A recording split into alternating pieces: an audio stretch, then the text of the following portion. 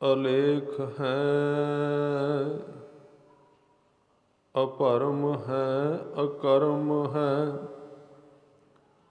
ਅਨਾਦ ਹੈ, ਜੁਗਾਦ ਹੈ,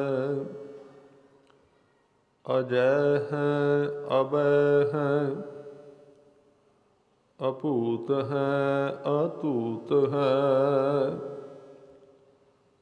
ਅਨਾਸ਼ ਹੈ, ਉਦਾਸ ਹੈ, ਅਧੰਦ ਹੈ, ਅਬੰਧ ਹੈ, ਅਭਗਤ ਹੈ, ਬਿਰਕਤ ਹੈ,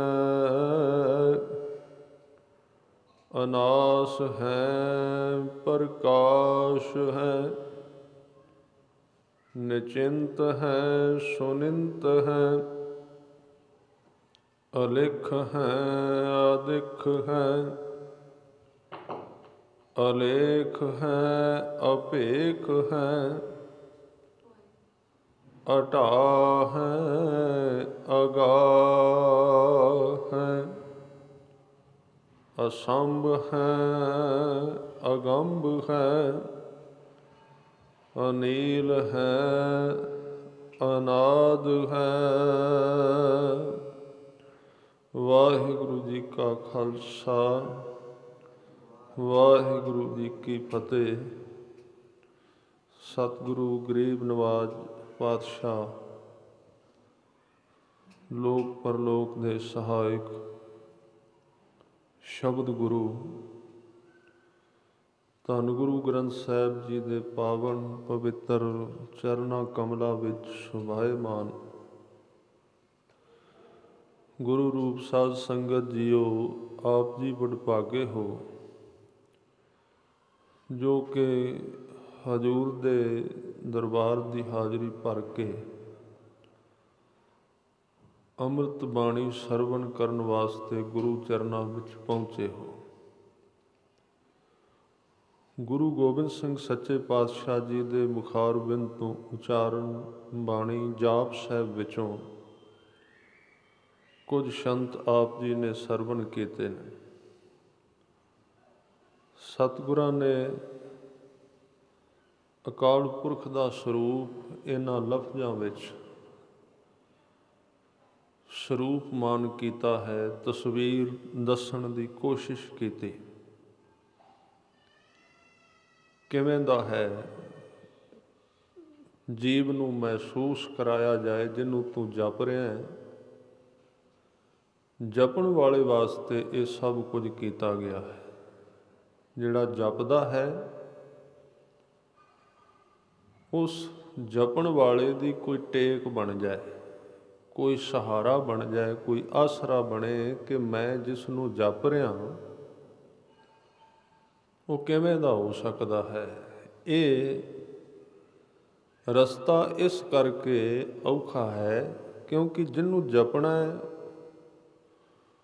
ਉਹ ਸਾਡੇ ਤੋਂ ਬਹੁਤ ਹੋਰ ਤਰ੍ਹਾਂ ਦਾ ਹੈ।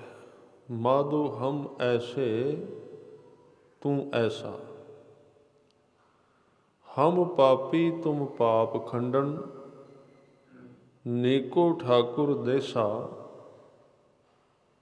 ਤੁਮ ਕਰੋ ਭਲਾ ਹਮ ਭਲੋ ਨਾ ਜਾਣੈ, ਤੂੰ ਸਦਾ ਸਦਾ ਦਇਆਲਾ। ਇਹ ਬੜਾ ਫਰਕ ਹੈ ਜਪਣ ਵਾਲੇ ਵਿੱਚ, ਜਿਹਨੂੰ ਜਪ ਰਿਹਾ, ਦੋਵਾਂ ਵਿੱਚ ਭੇਦ ਬੜਾ ਹੈ, ਫਰਕ ਬੜਾ ਹੈ।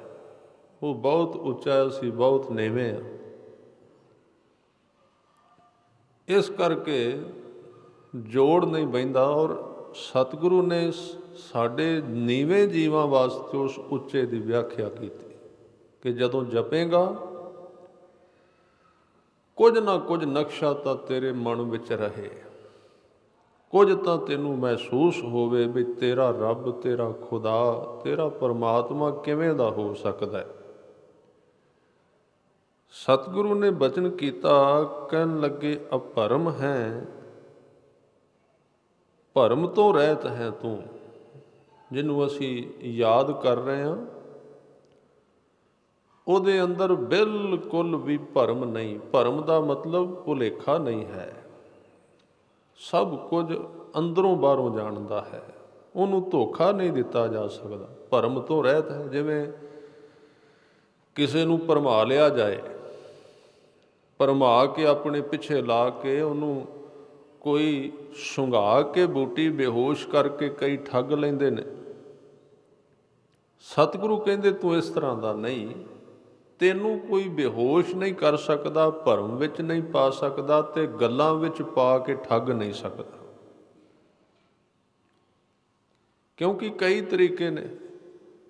ਕਈ ਵਾਰੀ ਅਸੀਂ ਆਪਣੇ ਗੁਰੂ ਨੂੰ, ਰੱਬ ਨੂੰ ਕੁਝ 4 ਟਕੇ ਦੇ ਕੇ ਆਪਾਂ ਉਹਨੂੰ ਭਰਮ ਵਿੱਚ ਪਾਉਣਾ ਚਾਹੁੰਦੇ ਹਾਂ ਵੀ ਗੁਰੂ ਭਰਮ ਵਿੱਚ ਪੈ ਜਾਏਗਾ, ਭੁਲੇਖੇ ਵਿੱਚ ਪੈ ਜਾਏਗਾ ਤੇ ਜੋ ਕਵਾਂਗੇ ਉਹ ਹੀ ਕਰੀ ਜਾਏਗਾ। ਕਈ ਵਾਰੀ ਥੋੜ੍ਹਾ ਜਿਹਾ ਜਪ ਤਪ ਕਰਕੇ ਵੀ ਅਸੀਂ ਗੁਰੂ ਨੂੰ ਭੁਲੇਖੇ ਵਿੱਚ ਪਾਉਣਾ ਚਾਹੁੰਦੇ ਹਾਂ, ਪਰ ਉਹ ਵੇਖ ਕੇ ਸਾਨੂੰ ਹੱਸਦਾ ਵੀ ਮੈਨੂੰ ਕਿਵੇਂ ਭੁਲੇਖਿਆਂ ਵਿੱਚ ਪਾਉਂਦਾ। ਕਈ ਵਾਰੀ ਆਪਾਂ ਕੁਝ ਸੇਵਾ ਕਰਕੇ ਗੁਰੂ ਨੂੰ ਭਰਮ ਵਿੱਚ ਪਾਉਣਾ ਚਾਹੁੰਦੇ ਹਾਂ ਵੀ ਇਹ ਸਾਡੀ ਸੇਵਾ ਵੇਖ ਕੇ, ਸਾਡਾ ਸਿਮਰਨ ਵੇਖ ਕੇ, ਸਾਡਾ ਦਾਨ ਵੇਖ ਕੇ, ਇਹ ਸਾਰੀਆਂ ਚੀਜ਼ਾਂ ਵੇਖ ਕੇ ਸਾਡੇ ਤੇ ਭਰਮ ਜਾਏਗਾ। ਪਰ ਸਤਿਗੁਰੂ ਨੇ ਕਿਹਾ ਇਹਨਾਂ ਚੀਜ਼ਾਂ ਨਾਲੋਂ ਭਰਮ ਵਿੱਚ ਨਹੀਂ ਪੈਂਦਾ। ਇੱਕ ਚੀਜ਼ ਨਾਲੋਂ ਭਰਮ ਜਾਂਦਾ ਹੈ, ਉਹਨੂੰ ਕਹਿੰਦੇ ਨੇ ਜੇ ਕੋਈ ਆਦਮੀ ਆਪਣੇ ਦਿਲੋਂ ਅੰਦਰੋਂ ਉਹਦੇ ਨਾਲ ਪਿਆਰ ਕਰੇ, ਫਿਰ ਉਹਦੇ ਭਰਮ ਵਿੱਚ ਉਹ ਜ਼ਰੂਰ ਪੈਂਦਾ, ਕੋਈ ਸ਼ੱਕ ਨਹੀਂ। ਪ੍ਰੇਮ ਠਗੌਰੀ ਪਾਏ ਰਿਝਾਏ, ਗੋਬਿੰਦ ਮਨ ਮੋਹਿਆ ਜੀਓ। ਜਿਨ੍ਹਾਂ ਨੇ ਠਗੌਰੀ ਦਾ ਮਤਲਬ ਹੁੰਦਾ ਜਿਹੜੇ ਠੱਗ ਲੋਕ ਹੁੰਦੇ ਨਾ, ਕਿਸੇ ਨੂੰ ਠੱਗਣ ਵਾਲੇ ਰਸਤਿਆਂ ਵਿੱਚ, ਗੱਡੀਆਂ ਵਿੱਚ, ਉਹਨਾਂ ਦੇ ਕੋਲ ਇੱਕ ਕੋਈ ਇਸ ਤਰ੍ਹਾਂ ਦੀ ਬੂਟੀ ਹੁੰਦੀ, ਕੋਈ ਇਸ ਤਰ੍ਹਾਂ ਦੀ ਸਪਰੇਅ ਜਾਂ ਗੋਲੀ ਹੁੰਦੀ ਜਿਹਨੂੰ ਉਹ ਠੱਗਣਾ ਹੁੰਦਾ, ਉਹਦੀ ਨਾਸਕਾ ਦੇ ਅੱਗੇ ਲਾ ਦਿੰਦੇ, ਉਹ ਡਿੱਗ ਪੈਂਦਾ ਬੇਹੋਸ਼ ਹੋ ਕੇ, ਉਹਦੀ ਜੇਬ ਫੋੜ ਕੇ ਲੈ ਜਾਂਦੇ।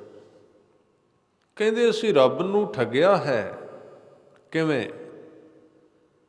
ਕਹਿੰਦੇ ਉਹਨੂੰ ਪ੍ਰੇਮ ਦੀ ਬੂਟੀ ਸੁੰਘਾਈ ਹੈ, ਬਸ ਫਿਰ ਦੀਵਾਨਾ ਹੋ ਗਿਆ ਹੈ, ਪਿੱਛੇ ਤੁਰਿਆ ਫਿਰਦਾ ਹੈ। ਪ੍ਰੇਮ ਠਗੌਰੀ, ਠਗੌਰੀ ਦਾ ਅਰਥ ਹੈ ਉਹ ਬੂਟੀ ਜਿਹਦੇ ਨਾਲ ਕਿਸੇ ਨੂੰ ਬੇਹੋਸ਼ ਕੀਤਾ ਜਾਏ। ਰਿਝਾਏ ਗੋਬਿੰਦ ਮਨ ਮੋਹਿਆ ਜੀਓ, ਗੋਬਿੰਦ ਦਾ ਮਨ ਅਸੀਂ ਮੋਹ ਲਿਆ ਹੈ, ਸਾਡੇ ਵੱਸ ਵਿੱਚ ਆ ਗਏ। ਬਸ ਇੱਕੋ ਇੱਕ ਬੂਟੀ ਹੈ ਪ੍ਰੇਮ। ਪ੍ਰੇਮ ਉਹਦੇ ਵਿੱਚ ਪੈਦਾ ਹੁੰਦਾ ਜਿਹੜਾ ਅੰਦਰੋਂ ਬਾਹਰੋਂ ਇੱਕ ਹੋਵੇ। ਇੱਥੇ ਪਾਪ ਪੁੰਨ ਦੀ ਗੱਲ ਨਹੀਂ, ਜਪ ਤਪ ਦੀ ਗੱਲ ਨਹੀਂ ਹੈ। ਜਿੰਨਾ ਕੋਈ ਅੰਦਰੋਂ ਬਾਹਰੋਂ ਇੱਕ ਹੋ ਜਾਏਗਾ, ਉਧਾਰ ਹੋ ਜਾਏਗਾ। ਪਿੱਛੇ ਤੁਸੀਂ ਜਾਪ ਸਾਹਿਬ ਵਿੱਚ ਇੱਕ ਦਿਨ ਪ੍ਰਕਰਨ ਸੁਣਿਆ ਸੀ, ਜਿਹਦੇ ਵਿੱਚ ਕਲਗੀਆਂ ਵਾਲੇ ਨੇ ਕਿਹਾ ਉਧਾਰ ਹੈ। ਉਧਾਰ ਦਾ ਮਤਲਬ ਸਰਲ ਦਿਲ ਵਾਲਾ ਹੈ, ਸਿੱਧੇ ਮਨ ਵਾਲਾ ਹੈ, ਤੇਰੇ ਵਿੱਚ ਵਲ ਵਿੰਗ ਕੋਈ ਨਹੀਂ, ਬਸ ਅੰਦਰੋਂ ਬਾਹਰੋਂ ਇੱਕ ਹੈ। ਇਸ ਕਰਕੇ ਉਹਨੂੰ ਭਰਮਾਇਆ ਨਹੀਂ ਜਾ ਸਕਦਾ, ਉਹਨੂੰ ਕੋਈ ਵੀ ਵਿਅਕਤੀ ਭਰਮ ਵਿੱਚ ਨਹੀਂ ਪਾ ਸਕਦਾ। ਗੁਰੂ ਗੋਬਿੰਦ ਸਿੰਘ ਪਾਤਸ਼ਾਹ ਜੀ ਦੇ ਜੀਵਨ ਵਿੱਚ ਇਹ ਘਟਨਾ ਵਾਪਰੀ ਸੀ ਕਿ ਜਦੋਂ ਹਜ਼ੂਰ ਸੱਚੇ ਪਾਤਸ਼ਾਹ ਜੀ ਗੋਦਾਵਰੀ ਦੇ ਨਦੇ 'ਤੇ ਵਿਚਰ ਰਹੇ ਸਨ, ਕੰਢੇ 'ਤੇ, ਹਜ਼ੂਰ ਸਾਹਿਬ ਦੀ ਧਰਤੀ 'ਤੇ ਸਤਿਗੁਰਾਂ ਕੋਲ ਬਾਦਸ਼ਾਹ ਬਹਾਦਰ ਸ਼ਾਹ, ਜਿਹੜਾ ਉਹਨਾਂ ਦਾ ਮਿੱਤਰ ਸੀ, ਆਪਣੇ ਸਾਥੀਆਂ ਸਮੇਤ ਇੱਕ ਸ਼ਾਮ ਨੂੰ ਮਿਲਣ ਵਾਸਤੇ ਆਉਂਦਾ ਹੈ। ਨਾਲ ਸਾਰੇ ਮੰਤਰੀ, ਉਹਦੇ ਕਾਜੀ ਤੇ ਮੁਲਾਣੇ, ਸਾਰਾ ਮੰਤਰੀ ਮੰਡਲ। ਮੈਂ ਗੱਲ ਕਰ ਰਿਹਾ ਸੀ, ਗੁਰੂ ਨੂੰ ਕੁਝ ਦੇ ਕੇ ਭਰਮਾਇਆ ਨਹੀਂ ਜਾ ਸਕਦਾ। ਸਤਿਗੁਰੂ ਨਦੀਆਂ ਨਾਲ ਪਿਆਰ ਕਰਨ ਵਾਲੇ, ਕੁਦਰਤ ਨਾਲ ਗੱਲਾਂ ਕਰਨ ਵਾਲੇ, ਅੱਜ ਵੀ ਭਾਵੇਂ ਆਨੰਦਪੁਰ ਨਹੀਂ ਸੀ ਰਿਹਾ, ਪਰਿਵਾਰ ਨਹੀਂ ਸੀ ਰਿਹਾ, ਫਿਰ ਵੀ ਉਹਨਾਂ ਨੇ ਆਪਣਾ ਕੁਦਰਤ ਨਾਲ ਪਿਆਰ ਕਰਨ ਦਾ ਤਰੀਕਾ ਨਹੀਂ ਛੱਡਿਆ। ਹਜ਼ੂਰ ਸਾਹਿਬ ਗਏ ਤੇ ਰੋਜ਼ ਸ਼ਾਮ ਨੂੰ ਗੋਦਾਵਰੀ ਦੇ ਨਦੀ ਦੇ ਕਿਨਾਰੇ 'ਤੇ ਬਹਿ ਕੇ ਇਬਾਦਤ ਵਿੱਚ ਜੁੜਦੇ ਸਨ, ਨਿਤਨੇਮ ਵਿੱਚ ਜੁੜਦੇ ਸਨ। ਸ਼ਾਮ ਦੀ ਰਹਿ ਰਾਸ ਦੀ ਬਾਣੀ, ਉੱਥੇ ਦੀਵਾਨ ਸਜਦਾ ਸੀ ਸੋਦਰ ਦਾ।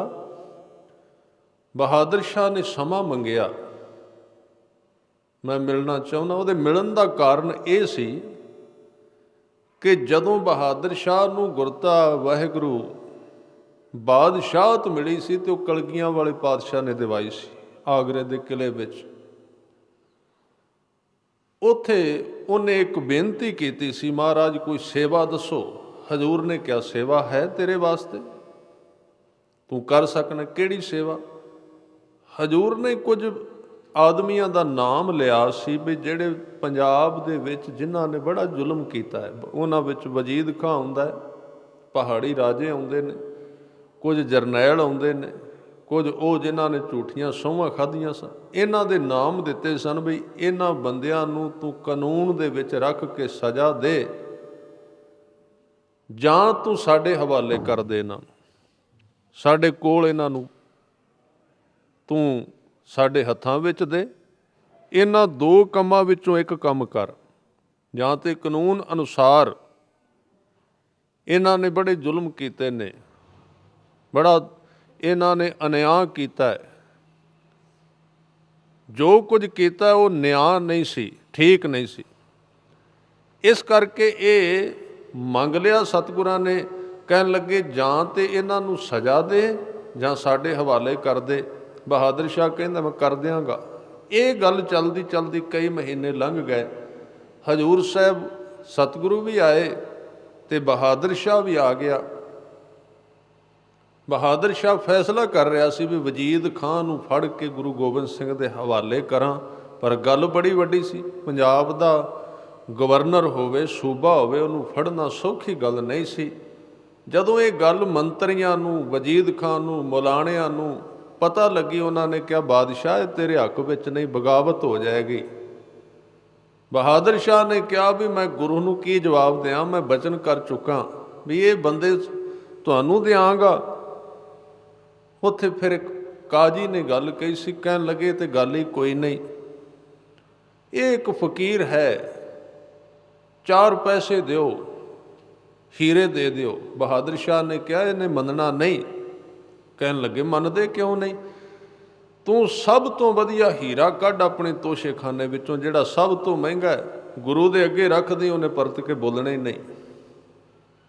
ਇਹ ਕਾਰਨ ਸੀ। ਅੱਜ ਬਹਾਦਰ ਸ਼ਾਹ ਗੁਰੂ ਗੋਬਿੰਦ ਸਿੰਘ ਨੂੰ ਭਰਮਾਉਣ ਵਾਸਤੇ ਆਉਂਦਾ। ਮੈਂ ਗੱਲ ਇਸ ਸ਼ੰਤ ਤੇ ਕਰ ਰਿਹਾ ਜਿਹਦੇ ਵਿੱਚ ਹਜ਼ੂਰ ਨੇ ਕਿਹਾ ਅਭਰਮ ਹੈ, ਉਹਨੂੰ ਕਦੀ ਭਰਮਾਇਆ ਨਹੀਂ ਜਾ ਸਕਦਾ। ਲੈ ਕੇ ਆ ਗਏ, ਦੀਵਾਨ ਸਜਿਆ, ਗੋਦਾਵਰੀ ਦਾ ਕਿਨਾਰਾ ਹੈ। ਬਹਾਦਰ ਸ਼ਾਹ ਸਾਹਮਣੇ ਆਇਆ, ਸਤਿਗੁਰਾਂ ਨੇ ਸਤਿਕਾਰ ਦਿੱਤਾ। ਬਹਾਦਰ ਸ਼ਾਹ ਨੇ ਆਪਣੇ ਵੱਲੋਂ ਇੱਕ ਬੜਾ ਕੀਮਤੀ ਹੀਰਾ ਸੀ, ਗੁਰੂ ਕਲਗੀਧਰ ਪਾਤਸ਼ਾਹ ਦੇ ਸਾਹਮਣੇ ਰੱਖ ਦਿੱਤਾ। ਚਮਕਾਂ ਪੈ ਰਹੀਆਂ ਸੀ, ਬੜਾ ਸੋਹਣਾ।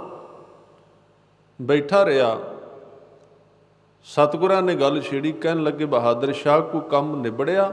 ਜਿਹੜੇ ਮੈਂ ਗੱਲ ਤੇਰੇ ਨਾਲ ਕੀਤੀ ਸੀ ਕਿ ਤੂੰ ਵਜੀਦ ਖਾਂ ਸਾਡੇ ਹਵਾਲੇ ਕਰਨਾ, ਕਿਵੇਂ ਹੈ?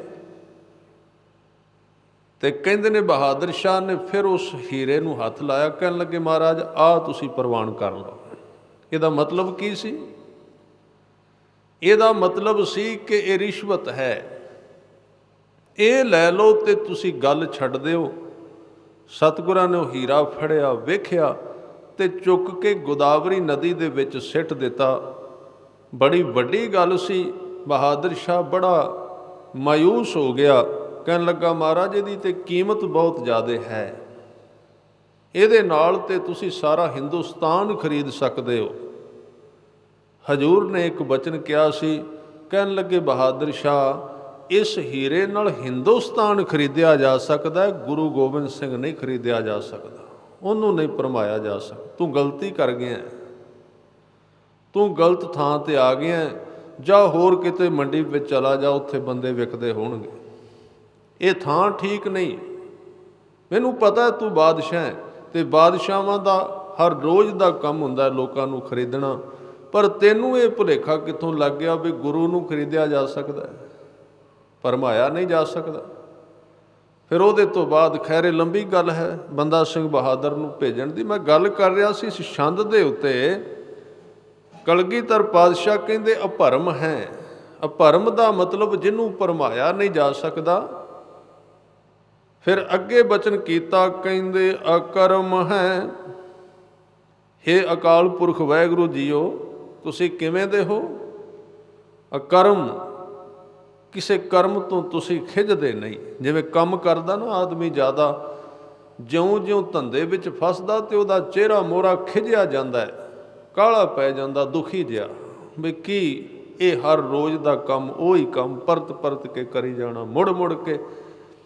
ਤਾਂ ਉਹਦਾ ਜੀਵਨ ਇੱਕ ਤਰ੍ਹਾਂ ਦੇ ਨਾਲ ਖਿੱਚ ਜਾਂਦਾ ਇੱਕ ਕੰਮ ਨੂੰ ਵਾਰ-ਵਾਰ ਕਰ ਕਰਕੇ। ਸਤਿਗੁਰਾਂ ਨੇ ਕਿਹਾ ਵੀ ਕਰਮ ਤਾਂ ਤੂੰ ਵੀ ਕਰਨਾ ਹੈ। ਅਕਾਲ ਪੁਰਖ ਦੀ ਗੱਲ ਕੀਤੀ, ਕਹਿੰਦੇ ਕਰਮ ਤੇ ਉਹ ਵੀ ਕਰਦਾ ਹੈ, ਪਰ ਉਹ ਕੰਮ ਕਰਦਾ ਹੈ ਤੇ ਕੰਮ ਕਰਨ ਦਾ ਖਿਜਾਵ ਜਿਹੜਾ ਹੈ, ਕੰਮ ਕਰਨ ਦੀ ਜਿਹੜੀ ਅਕੇਵਾਂ ਹੈ, ਉਹਦੇ ਉੱਤੇ ਉਹਦਾ ਅਸਰ ਨਹੀਂ ਪੈਂਦਾ, ਉਹ ਕਰਮਾਂ ਤੋਂ ਰਹਿਤ ਹੈ। ਫਿਰ ਕਹਿੰਦੇ ਅਨਾਦ ਹੈ ਜਿਹਦਾ ਆਰੰਭ ਹੀ ਕੋਈ ਨਹੀਂ, ਪਤਾ ਨਹੀਂ ਕਦੋਂ ਦਾ ਬਣਿਆ ਹੈ, ਕਰੋੜਾਂ ਦੀ ਗਿਣਤੀ ਵਿੱਚ ਉਹਨੇ ਲੋਕ ਬਣਾਏ ਨੇ। ਇਹ ਪਰਤ ਕੇ ਉਹਦੀ ਵਿਆਖਿਆ ਵੀ ਕਰਦੇ ਰਹੇ ਨੇ, ਪਰ ਅੱਜ ਤੱਕ ਕਿਸੇ ਨੂੰ ਸਮਝ ਨਹੀਂ ਆਈ ਵੀ ਕਿਹੜੇ ਸੰਨ ਵਿੱਚ ਤੇਰਾ ਜਨਮ ਹੋਇਆ ਸੀ, ਕਿਹੜਾ ਦਿਨ ਮੰਨੀਏ ਜਦੋਂ ਤੂੰ ਸ਼ੁਰੂਆਤ ਕੀਤੀ ਸੰਸਾਰ ਦੀ, ਕਦੋਂ ਤੂੰ ਉਤਪੰਨ ਹੋਇਆ। ਤੇਰਾ ਕੋਈ ਵੀ ਅਗਲਾ ਅਨਾਦ ਅਨਆਦ ਆਦ ਤੋਂ ਰਹਿਤ ਹੈ, ਭਾਵ ਮੁੱਢ ਨਹੀਂ ਲੱਭਦਾ। ਫਿਰ ਕਹਿੰਦੇ ਜੁਗਾਦ ਹੈ, ਕਿੰਨੇ ਯੁੱਗ ਲੰਘ ਗਏ ਜਦੋਂ ਦਾ ਸੰਸਾਰ ਬਣਿਆ ਹੈ, ਪਰ ਕਹਿੰਦੇ ਉਹਨਾਂ ਯੁੱਗਾਂ ਤੋਂ ਵੀ ਕਿਤੇ ਪਹਿਲਾਂ ਦਾ ਹੈ, ਕੋਈ ਨਹੀਂ ਜਾਣਦਾ। ਸਾਰੇ ਬਸ ਸੁਣ ਸੁਣ ਕੇ ਪੜ੍ਹ ਪੜ੍ਹ ਕੇ ਤੈਨੂੰ ਕਹੀ ਜਾ ਰਹੇ ਨੇ। ਸਹਿਬ ਕਹਿੰਦੇ ਅਜੈ ਹੈ, ਅਜੈ ਦਾ ਮਤਲਬ, ਜੈ ਦਾ ਮਤਲਬ ਹੁੰਦਾ ਜਿੱਤਣਾ। ਤੂੰ ਅਜੈ ਹੈ, ਤੈਨੂੰ ਜਿੱਤਿਆ ਨਹੀਂ ਜਾ ਸਕਦਾ, ਤੇਰੇ ਤੇ ਕੋਈ ਜਿੱਤ ਨਹੀਂ ਪ੍ਰਾਪਤ ਕਰ ਸਕਦਾ ਕਿਸੇ ਵੀ ਤਰੀਕੇ ਨਾਲ।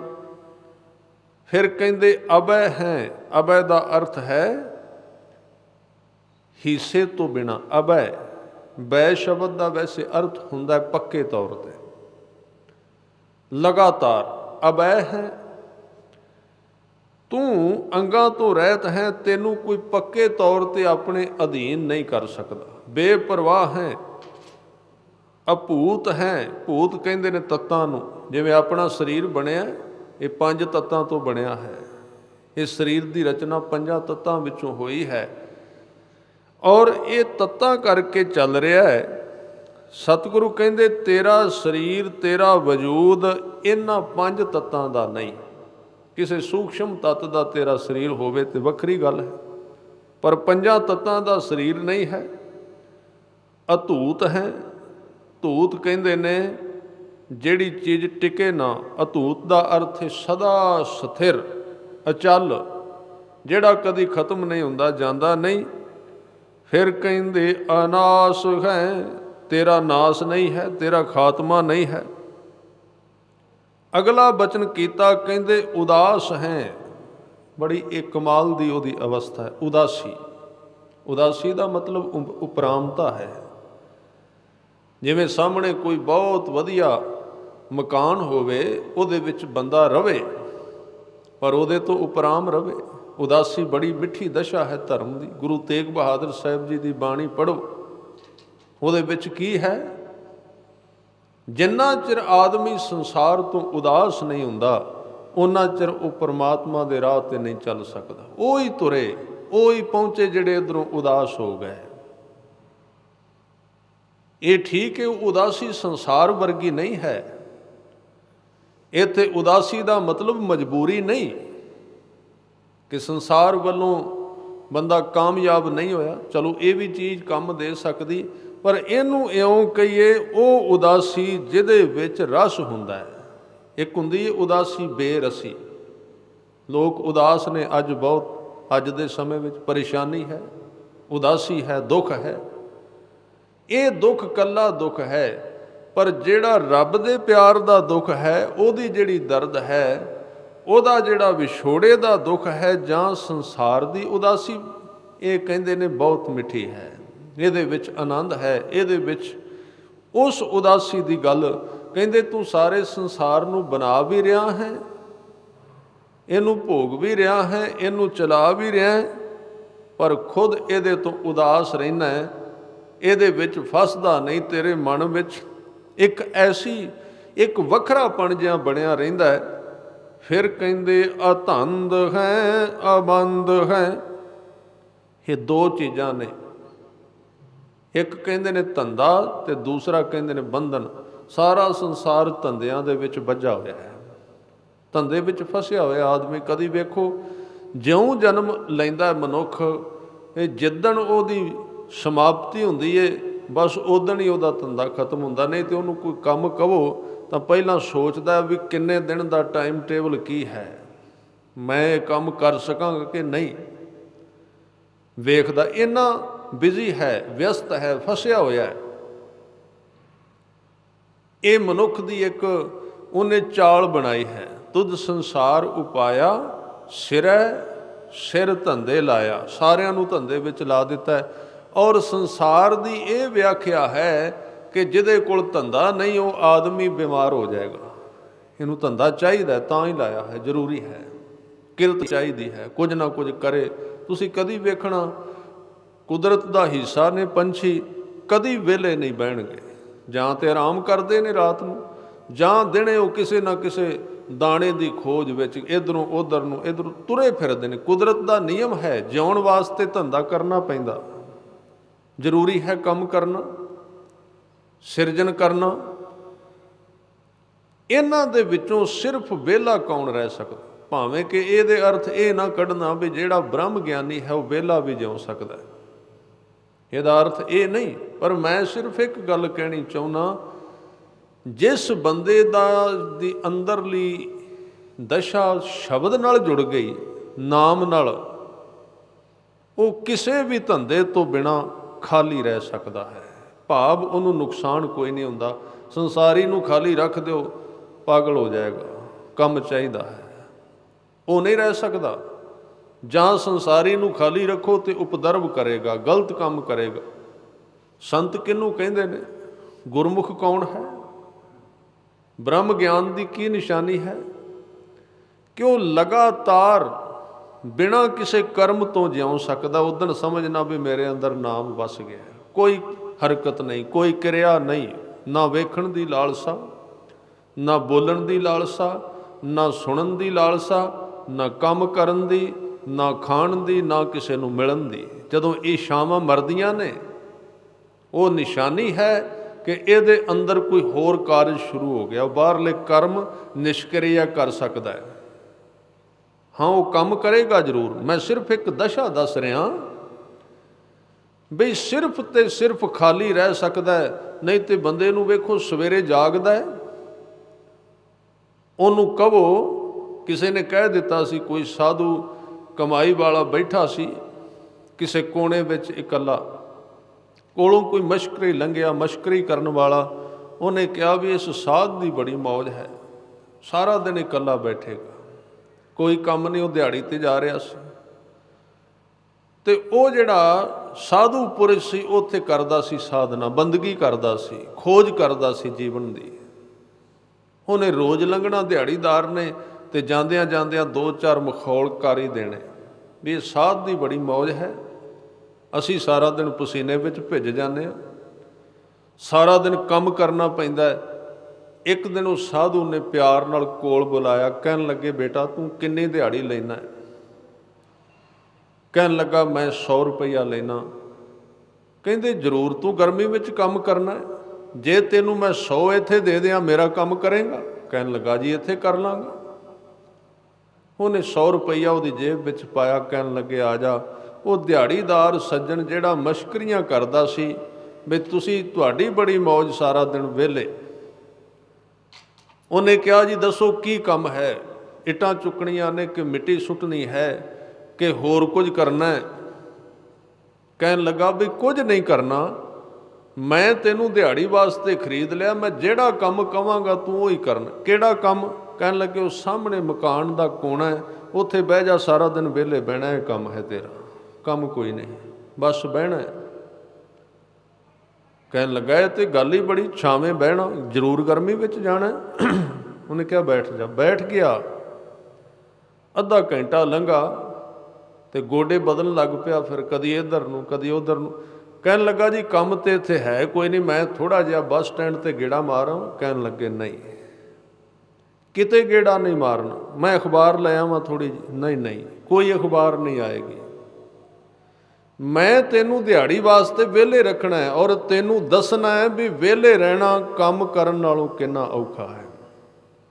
और किसी नू मिलन नहीं मैं देना, किसी नाल गल नहीं करन देनी, तेनू मैं अखबार नहीं पढ़न देनी, तेनू मैं टीवी नहीं वेखण देना।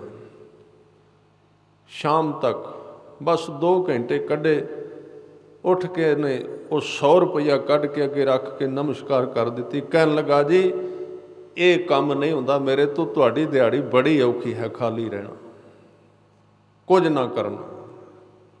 ये सच है। ये काम सब तो आखण औखा साचा नाउ। काम करने बहुत सौखे ने, ये काम सब तो औखा है खाली रहना।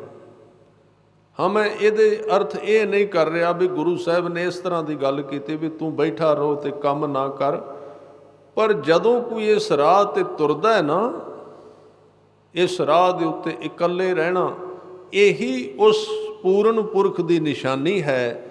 जो इस धरती ते बिल्कुल कला रह जाए उन्होंने दूसरे की लोड़ ही नहीं पैंदी, एक विच समा जाता है, उसकी तृप्ति हो जाती, उन्होंने दूजे की लोड़ ही नहीं। आम बंदा तो पागल हो जाएगा, दौड़ेगा सवेरे ताश लभो, अखबार लभो, रौला गौला लभो। इस करके जेड़े तुसी वेखोगे वड्डियां वड्डियां सत्थां विच रहण वाले लोग सारा दिन एक दूजे नाल किसे वैर विरोध विच पै रहिंदे ने।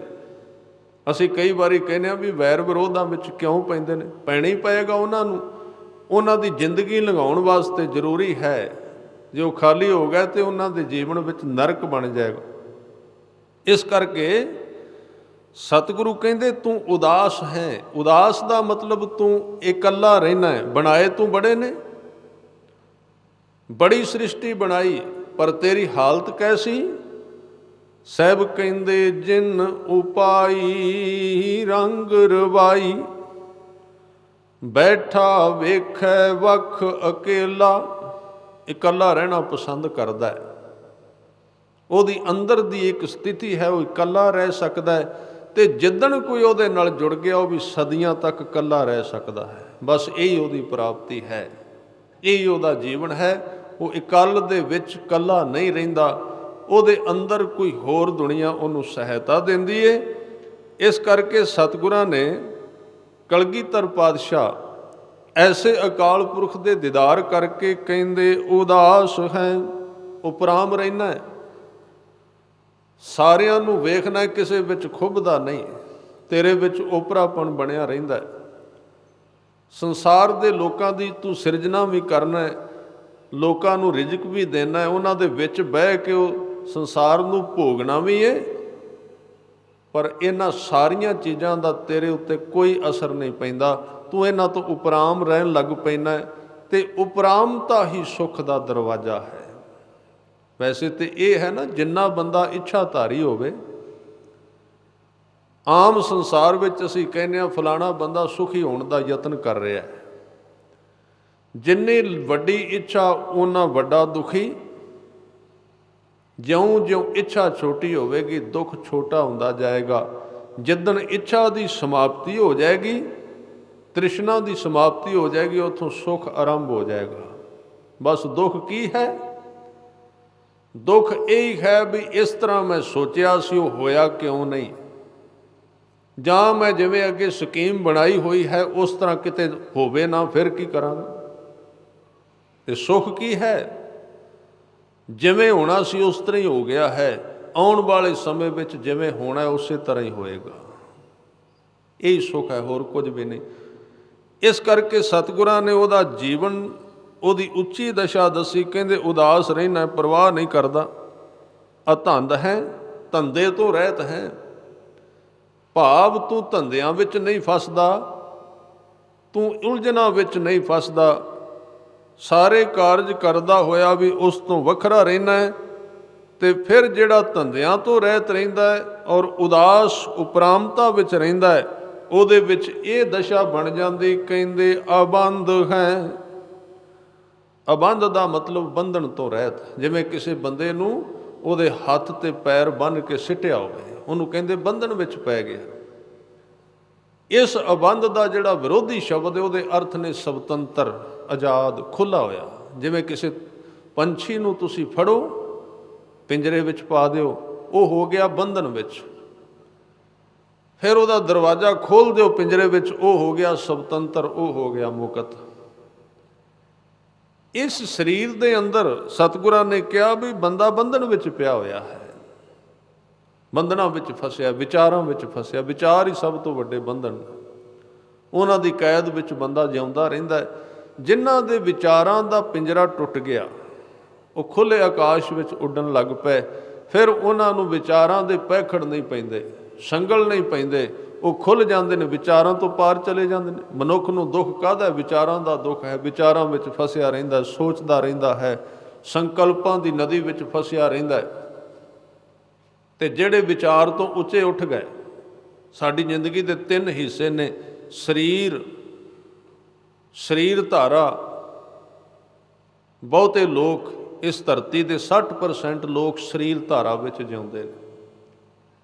ਸਰੀਰ ਧਾਰਾ ਵਿੱਚ ਜਿਉਣ ਦਾ ਮਤਲਬ ਉਹਨਾਂ ਦਾ ਸਾਰਾ ਧਿਆਨ ਕੇਂਦਰ ਖਾਣ 'ਤੇ, ਵੇਖਣ 'ਤੇ, ਕੱਪੜਿਆਂ 'ਤੇ, ਮਕਾਨ 'ਤੇ ਬਾਹਰ ਰਹਿੰਦਾ ਹੈ। ਉਹਨੂੰ ਕਹਿੰਦੇ ਨੇ ਸਰੀਰ ਧਾਰਾ ਵਿੱਚ ਜਿਉਂ ਰਹੇ ਨੇ। ਉੱਥੇ ਵੀ ਆਨੰਦ ਨਹੀਂ ਹੈ। ਥੋੜ੍ਹੇ ਜਿਹੇ ਫਿਰ ਲੋਕ ਪੜ੍ਹ ਜਾਂਦੇ ਨੇ, ਕਲਾ ਆ ਜਾਂਦੀ ਉਹਨਾਂ ਨੂੰ, ਭਾਵੇਂ ਉਹ ਸੰਸਾਰ ਦੀ ਕਲਾ ਹੋਵੇ। ਕੋਈ ਕਵੀ ਬਣ ਗਿਆ, ਕੋਈ ਗੁਰੂ ਕੇ ਸਵਾਰਿਓ ਫਿਲਾਸਫਰ ਬਣ ਗਿਆ, ਕੋਈ ਇੰਜੀਨੀਅਰ ਬਣ ਗਿਆ, ਕੋਈ ਸਾਇੰਸਦਾਨ ਬਣ ਗਿਆ। ਉਹ ਸਰੀਰ ਤੋਂ ਅੱਗੇ ਚਲੇ ਜਾਂਦੇ ਨੇ। ਉਹ ਫਿਰ ਚਲੇ ਜਾਂਦੇ ਨੇ ਵਿਚਾਰ ਧਾਰਾ ਵਿੱਚ, ਵਿਚਾਰ ਦੀ ਧਾਰਾ ਵਿੱਚ ਜਿਉਣ ਲੱਗ ਪੈਂਦੇ। ਉਹ ਦੂਜੇ ਨੇ, ਸਰੀਰ ਦੀ ਉਹਨਾਂ ਨੂੰ ਥੋੜ੍ਹੀ ਜਿਹੀ ਪਰਵਾਹ ਘਟ ਜਾਂਦੀ ਹੈ। ਜਿਵੇਂ ਤੁਸੀਂ ਵੇਖੋਗੇ ਇੱਕ ਵਿਗਿਆਨਕ ਆਪਣੀ ਪ੍ਰਯੋਗਸ਼ਾਲਾ ਵਿੱਚ ਬੈਠਾ ਸੀ, ਪ੍ਰਯੋਗ ਕਰਦਾ ਰਿਹਾ। ਹਵਾ ਕਿੰਨੀ ਪ੍ਰਕਾਰ ਦੀ ਹੈ, ਪਾਣੀ ਕਿੰਨੀ ਤਰ੍ਹਾਂ ਦਾ, ਇਹਦੇ ਵਿੱਚ ਕਿਹੜੇ ਕਿਹੜੇ ਤੱਤ ਨੇ। ਜਿਉਂ ਲੱਗਾ ਪ੍ਰਯੋਗ ਕਰਨ, ਜਵਾਨੀ ਵਿੱਚ ਬੈਠਾ ਸੀ, ਬੁਢੇਪਾ ਆ ਗਿਆ, ਕੇਸ ਚਿੱਟੇ ਹੋ ਗਏ। ਕੋਈ ਬਾਹਰੋਂ ਆਇਆ, ਉਹਨੇ ਕਿਹਾ ਬਈ ਤੂੰ ਅਜੇ ਵੀ ਇੱਥੇ ਬੈਠਾ ਹੋਇਆ, ਗ੍ਰਸਤੀ ਨਹੀਂ ਹੋਇਆ, ਸ਼ਾਦੀ ਨਹੀਂ ਕਰਾਈ? ਤਾਂ ਉਹ ਕਹਿੰਦਾ ਅਜੇ ਕਿਹੜੀ ਕਾਲ, ਹੁਣੇ ਤੇ ਬੈਠਾ ਸੀ, ਜਵਾਨੀ ਵਿੱਚ ਬੈਠਾ ਤੇ ਬੁਢੇਪਾ ਆ ਗਿਆ। ਯਾਨੀ ਕਿ ਜਿਹੜਾ ਵਿਗਿਆਨਕ ਹੈ, ਉਹ ਮਨ ਦੀ ਦੁਨੀਆ ਵਿੱਚ ਇੰਨਾ ਡੂੰਘਾ ਚਲਾ ਜਾਂਦਾ, ਉਹਨੂੰ ਸਰੀਰ ਦੀ ਸੁੱਧ ਭੁੱਲ ਜਾਂਦੀ ਤੇ ਸਮੇਂ ਤੋਂ ਪਾਰ ਚਲਾ ਜਾਂਦਾ ਹੈ। ਉਹਨੂੰ ਨਹੀਂ ਚੇਤਾ ਰਹਿੰਦਾ ਵੀ ਸਰੀਰ ਦੇ ਉੱਤੇ ਕੱਪੜੇ ਕਿਹੜੇ ਪਾਏ ਨੇ। ਇਸ ਲਈ ਜਿਹੜੇ ਵੱਡੇ ਵੱਡੇ ਸਮਰੱਧ ਲੋਕ ਨੇ, ਕਲਾਵਾਨ ਨੇ, ਪੜ੍ਹੇ ਹੋਏ ਨੇ ਤੇ ਵੱਡੇ ਅਹੁਦਿਆਂ 'ਤੇ ਨੇ, ਤੁਸੀਂ ਕਈ ਵਾਰੀ ਉਹਨਾਂ ਵੱਲ ਵੇਖੋਗੇ ਬਿਲਕੁਲ ਸਰਲ ਸਿੱਧੇ ਕੱਪੜੇ ਪਾ ਕੇ ਆਉਣਗੇ, ਬਿਲਕੁਲ ਸਰਲ। ਕਈ ਵਾਰੀ ਤਾਂ ਭੁਲੇਖਾ ਹੀ ਲੱਗ ਜਾਂਦਾ। ਆਪਾਂ ਕਹਿੰਦੇ ਹਾਂ ਬਈ ਇਹ ਡਿਪਟੀ ਕਮਿਸ਼ਨਰ ਸਾਹਿਬ ਆਏ ਸਨ, ਪਤਾ ਹੀ ਨਹੀਂ ਲੱਗਾ ਆਮ ਆਦਮੀ ਲੱਗਦਾ। ਕਿਉਂ ਹੈ? ਕਿਉਂਕਿ ਉਹ ਸਰੀਰ ਤੋਂ ਅੱਗੇ ਸੋਚ ਵਿਚਾਰ ਦੀ ਦੁਨੀਆ ਵਿੱਚ ਇੰਨਾ ਚਲਾ ਗਿਆ ਵੀ ਉਹਦਾ ਹੁਣ ਧਿਆਨ ਸਰੀਰ ਵੱਲ ਰਹਿੰਦੇ ਨਹੀਂ, ਕਿਵੇਂ ਦੇ ਕੱਪੜੇ ਹਨ। ਜਿਹੜੇ ਲੋਕ ਕਲਾਵਾਨ ਨੇ ਉਹ ਫੈਸ਼ਨ ਪ੍ਰਸਤ ਨਹੀਂ ਹੁੰਦੇ, ਬਿਲਕੁਲ ਨਹੀਂ ਹੁੰਦੇ। ਫੈਸ਼ਨ ਪ੍ਰਸਤੀ ਸਰੀਰਧਾਰੀ ਬੰਦੇ ਦੀ ਨਿਸ਼ਾਨੀ ਹੈ। ਉਹ ਸਰੀਰ ਤੱਕ ਸੀਮਤ ਹੈ, ਉਹਦੇ ਤੱਕ ਰਹਿੰਦਾ ਹੈ। ਜਿਉਂ ਜਿਉਂ ਸਰੀਰ ਤੋਂ ਅੱਗੇ ਵਧੇਗਾ, ਉਹਦਾ ਸਾਰਾ ਕੁਝ ਸਿੱਧਾ ਸਾਦਾ ਬਿਲਕੁਲ। ਜਿੰਨੇ ਜਿੰਨੇ ਵੱਡੇ ਕਲਾਵਾਨ ਹੋਏ ਨੇ, ਉਹਨਾਂ ਦੇ ਵਿੱਚ ਤਾਨਸੇਨ ਆਉਂਦਾ, ਭਾਈ ਮਰਦਾਨਾ ਜੀ ਆਉਂਦੇ ਨੇ, ਪੁਰਾਣਾ ਸਭ ਤੋਂ ਸੰਗੀਤਕਾਰ ਫਾਰਾਬੀ ਆਉਂਦਾ ਹੈ। ਇਹਨਾਂ ਦੀ ਜੀਵਨ ਦਸ਼ਾ ਲਿਖੀ ਹੋਈ, ਪਾਟੇ ਹੋਏ ਕੱਪੜੇ, ਜਿੱਧਰ ਦੇ ਆਏ ਉਧਰ ਦੀ ਪਾ ਲਏ। ਵੱਟ ਵਾਲੇ ਨੇ ਵੱਟ ਵਾਲੇ ਪਾ ਕੇ, ਜਿੱਧਰ ਦੀ ਪੱਗ ਵੱਜੀ ਉਧਰ ਦੀ ਬੰਨ੍ਹ ਲਈ, ਕਿਉਂਕਿ ਇਹਦੇ ਨਾਲ ਕੋਈ ਮਤਲਬ ਹੀ ਨਹੀਂ ਦੂਜੀ ਦੁਨੀਆ ਵਿੱਚ। ਇਹ ਵਿਚਾਰਾਂ ਦੀ ਦੁਨੀਆ। ਹੁਣ ਵਿਚਾਰਾਂ ਦੇ ਵਿੱਚ ਵੀ ਦੁੱਖ ਹੈ, ਉਹ ਵਿਚਾਰੇ ਦੁਖੀ ਰਹਿੰਦੇ ਨੇ, ਸ਼ਾਂਤੀ ਨਹੀਂ ਆਉਂਦੀ ਉਹਨਾਂ ਨੂੰ। ਤੇ ਜਿਹੜੀ ਭਗਤੀ ਮਾਰਗ ਹੈ, ਜਿਹੜਾ ਗੁਰੂ ਕਾ ਮਾਰਗ ਹੈ ਤੇ ਨਾਮ ਦੀ ਗੱਲ ਹੈ, ਉਹ ਬੰਦੇ ਨੂੰ ਵਿਚਾਰ ਧਾਰਾ ਵਿੱਚੋਂ, ਵਿਚਾਰ ਮੰਡਲ ਵਿੱਚੋਂ ਵੀ ਕੱਢ ਕੇ ਅੱਗੇ ਲੈ ਜਾਂਦੀ। ਜਿੱਥੇ ਸਿਰਫ ਪ੍ਰੇਮ ਹੈ, ਭਾਵ ਹੈ, ਉੱਥੇ ਵੀ ਨਾ ਵਿਚਾਰ ਰਹਿੰਦੇ ਨੇ, ਨਾ ਉੱਥੇ ਸਰੀਰ ਰਹਿੰਦਾ ਹੈ। ਦੋਵਾਂ ਤੋਂ ਪਾਰ ਉੱਥੇ ਹੀ ਗੁਰੂ ਅਮਰਦਾਸ ਜੀ ਨੇ ਕਿਹਾ ਵੀ ਆਨੰਦ ਆਨੰਦ ਸਭ ਕੋ ਕਹੈ, ਆਨੰਦ ਗੁਰੂ ਤੇ ਜਾਣਿਆ, ਜਾਣਿਆ ਆਨੰਦ ਸਦਾ ਗੁਰ ਤੇ ਕਿਰਪਾ ਕਰੇ ਪਿਆਰਿਆ। ਕਰ ਕਿਰਪਾ ਕਿਲ ਵਿਖ ਕਟੇ ਗਿਆਨ ਅੰਜਨ ਸਾਰਿਆ। ਗਿਆਨ ਅੰਜਨ ਦਾ ਅਰਥ ਹੈ ਮਨ ਰੂਪੀ ਅੱਖ ਦੇ ਅੰਦਰ ਗਿਆਨ ਦਾ ਸੁਰਮਾ ਪੈ ਗਿਆ, ਦਿਸਣ ਲੱਗ ਪਿਆ ਹੈ ਕੀ, ਵੇਖ ਲਿਆ ਚੰਗੀ ਤਰ੍ਹਾਂ। ਗਿਆਨ ਅੰਜਨ ਸਾਰਿਆ, ਅੰਦਰੋਂ ਜਿਨ ਕਾ ਮੋਹ ਟੁੱਟਾ, ਤਿਨ ਕਾ ਸ਼ਬਦ ਸੱਚੈ ਸਵਾਰਿਆ। ਜਿਨ੍ਹਾਂ ਦੀ ਅੰਦਰੋਂ ਜਿਹੜੀ ਪਕੜ ਸੀ ਪਦਾਰਥ ਤੋਂ ਛੁੱਟ ਗਈ, ਹੋ ਗਏ ਆਜ਼ਾਦ, ਖੁੱਲ੍ਹ ਗਏ ਉਹਨਾਂ ਦੇ ਬੰਧਨ, ਉਹ ਦੁੱਖ ਦੀ ਦੁਨੀਆ ਨੂੰ ਛੱਡ ਕੇ ਅੱਗੇ ਨਿਕਲ ਗਏ। ਅੰਦਰੋਂ ਜਿਨ ਕਾ ਮੋਹ ਟੁੱਟਾ, ਮੋਹ ਦਾ ਮਤਲਬ ਇਹ ਸੰਸਾਰ ਦੀ ਪਕੜ ਛੁੱਟ ਗਈ। ਫਿਰ ਉਹਨਾਂ ਨੂੰ ਕੀ ਮਿਲਿਆ? ਕਹਿੰਦੇ ਤਿਨ ਕਾ ਸ਼ਬਦ ਸੱਚੇ ਸਵਾਰਿਆ। ਇੱਥੇ ਸ਼ਬਦ ਦੇ ਅਰਥ ਕੀ ਕਰਾਂਗੇ? ਸ਼ਬਦ ਕੀ ਹੈ? ਤਿਨ ਕਾ ਸ਼ਬਦ, ਉਹਨਾਂ ਦਾ ਹਰ ਇੱਕ ਬੰਦੇ ਦਾ ਆਪਣਾ ਆਪਣਾ ਸ਼ਬਦ ਹੈ, ਖਿਆਲ ਰੱਖਣਾ। ਆਦਮੀ ਹੈ ਕੀ ਹੈ? ਆਦਮੀ ਹੈ ਹੀ ਸ਼ਬਦ ਹੈ, ਹੋਰ ਕੀ ਹੈ? ਆਵਾਜ਼ ਹੈ, ਅੱਖਰ ਨੇ, ਵਿਚਾਰ ਨੇ, ਹੋਰ ਸਰੀਰ ਤਾਂ ਕੁਝ ਵੀ ਨਹੀਂ ਹੈ। ਤੇ ਸ਼ਬਦ ਦੇ ਅਰਥ ਨੇ ਸੁਭਾਵ। ਇੱਥੇ ਅਰਥ ਨੇ ਸ਼ਬਦ ਦਾ ਅਰਥ ਹੈ ਸੁਭਾਅ। ਤਿਨ ਕਾ ਸ਼ਬਦ ਸੱਚੇ ਸਵਾਰਿਆ, ਉਹਨਾਂ ਦੇ ਸੁਭਾਵ ਨੂੰ ਅਕਾਲ ਪੁਰਖ ਨੇ ਸਵਾਰ ਦਿੱਤਾ, ਸੋਹਣਾ ਕਰ ਦਿੱਤਾ, ਸੁੰਦਰ ਕਰ ਦਿੱਤਾ। ਇਸ ਕਰਕੇ ਕਹਿੰਦੇ ਨਾਮ ਉਦੋਂ ਹੀ ਪੂਰੀ ਤਰ੍ਹਾਂ ਸਮਝ ਵਿੱਚ ਆਉਂਦਾ ਹੈ, ਸ਼ਬਦ ਬਾਰੇ ਉਦੋਂ ਹੀ ਕੁਝ ਨਾ ਕੁਝ ਮਨੁੱਖ ਜਾਣ ਸਕਦਾ ਜਦੋਂ ਸ਼ਬਦ ਬੰਦੇ ਦਾ ਸੁਭਾਅ ਬਣ ਜਾਏ। ਸ਼ਬਦ ਹੈ ਹੀ ਸੁਭਾਅ ਹੈ, ਹੋਰ ਕੁਝ ਵੀ ਨਹੀਂ।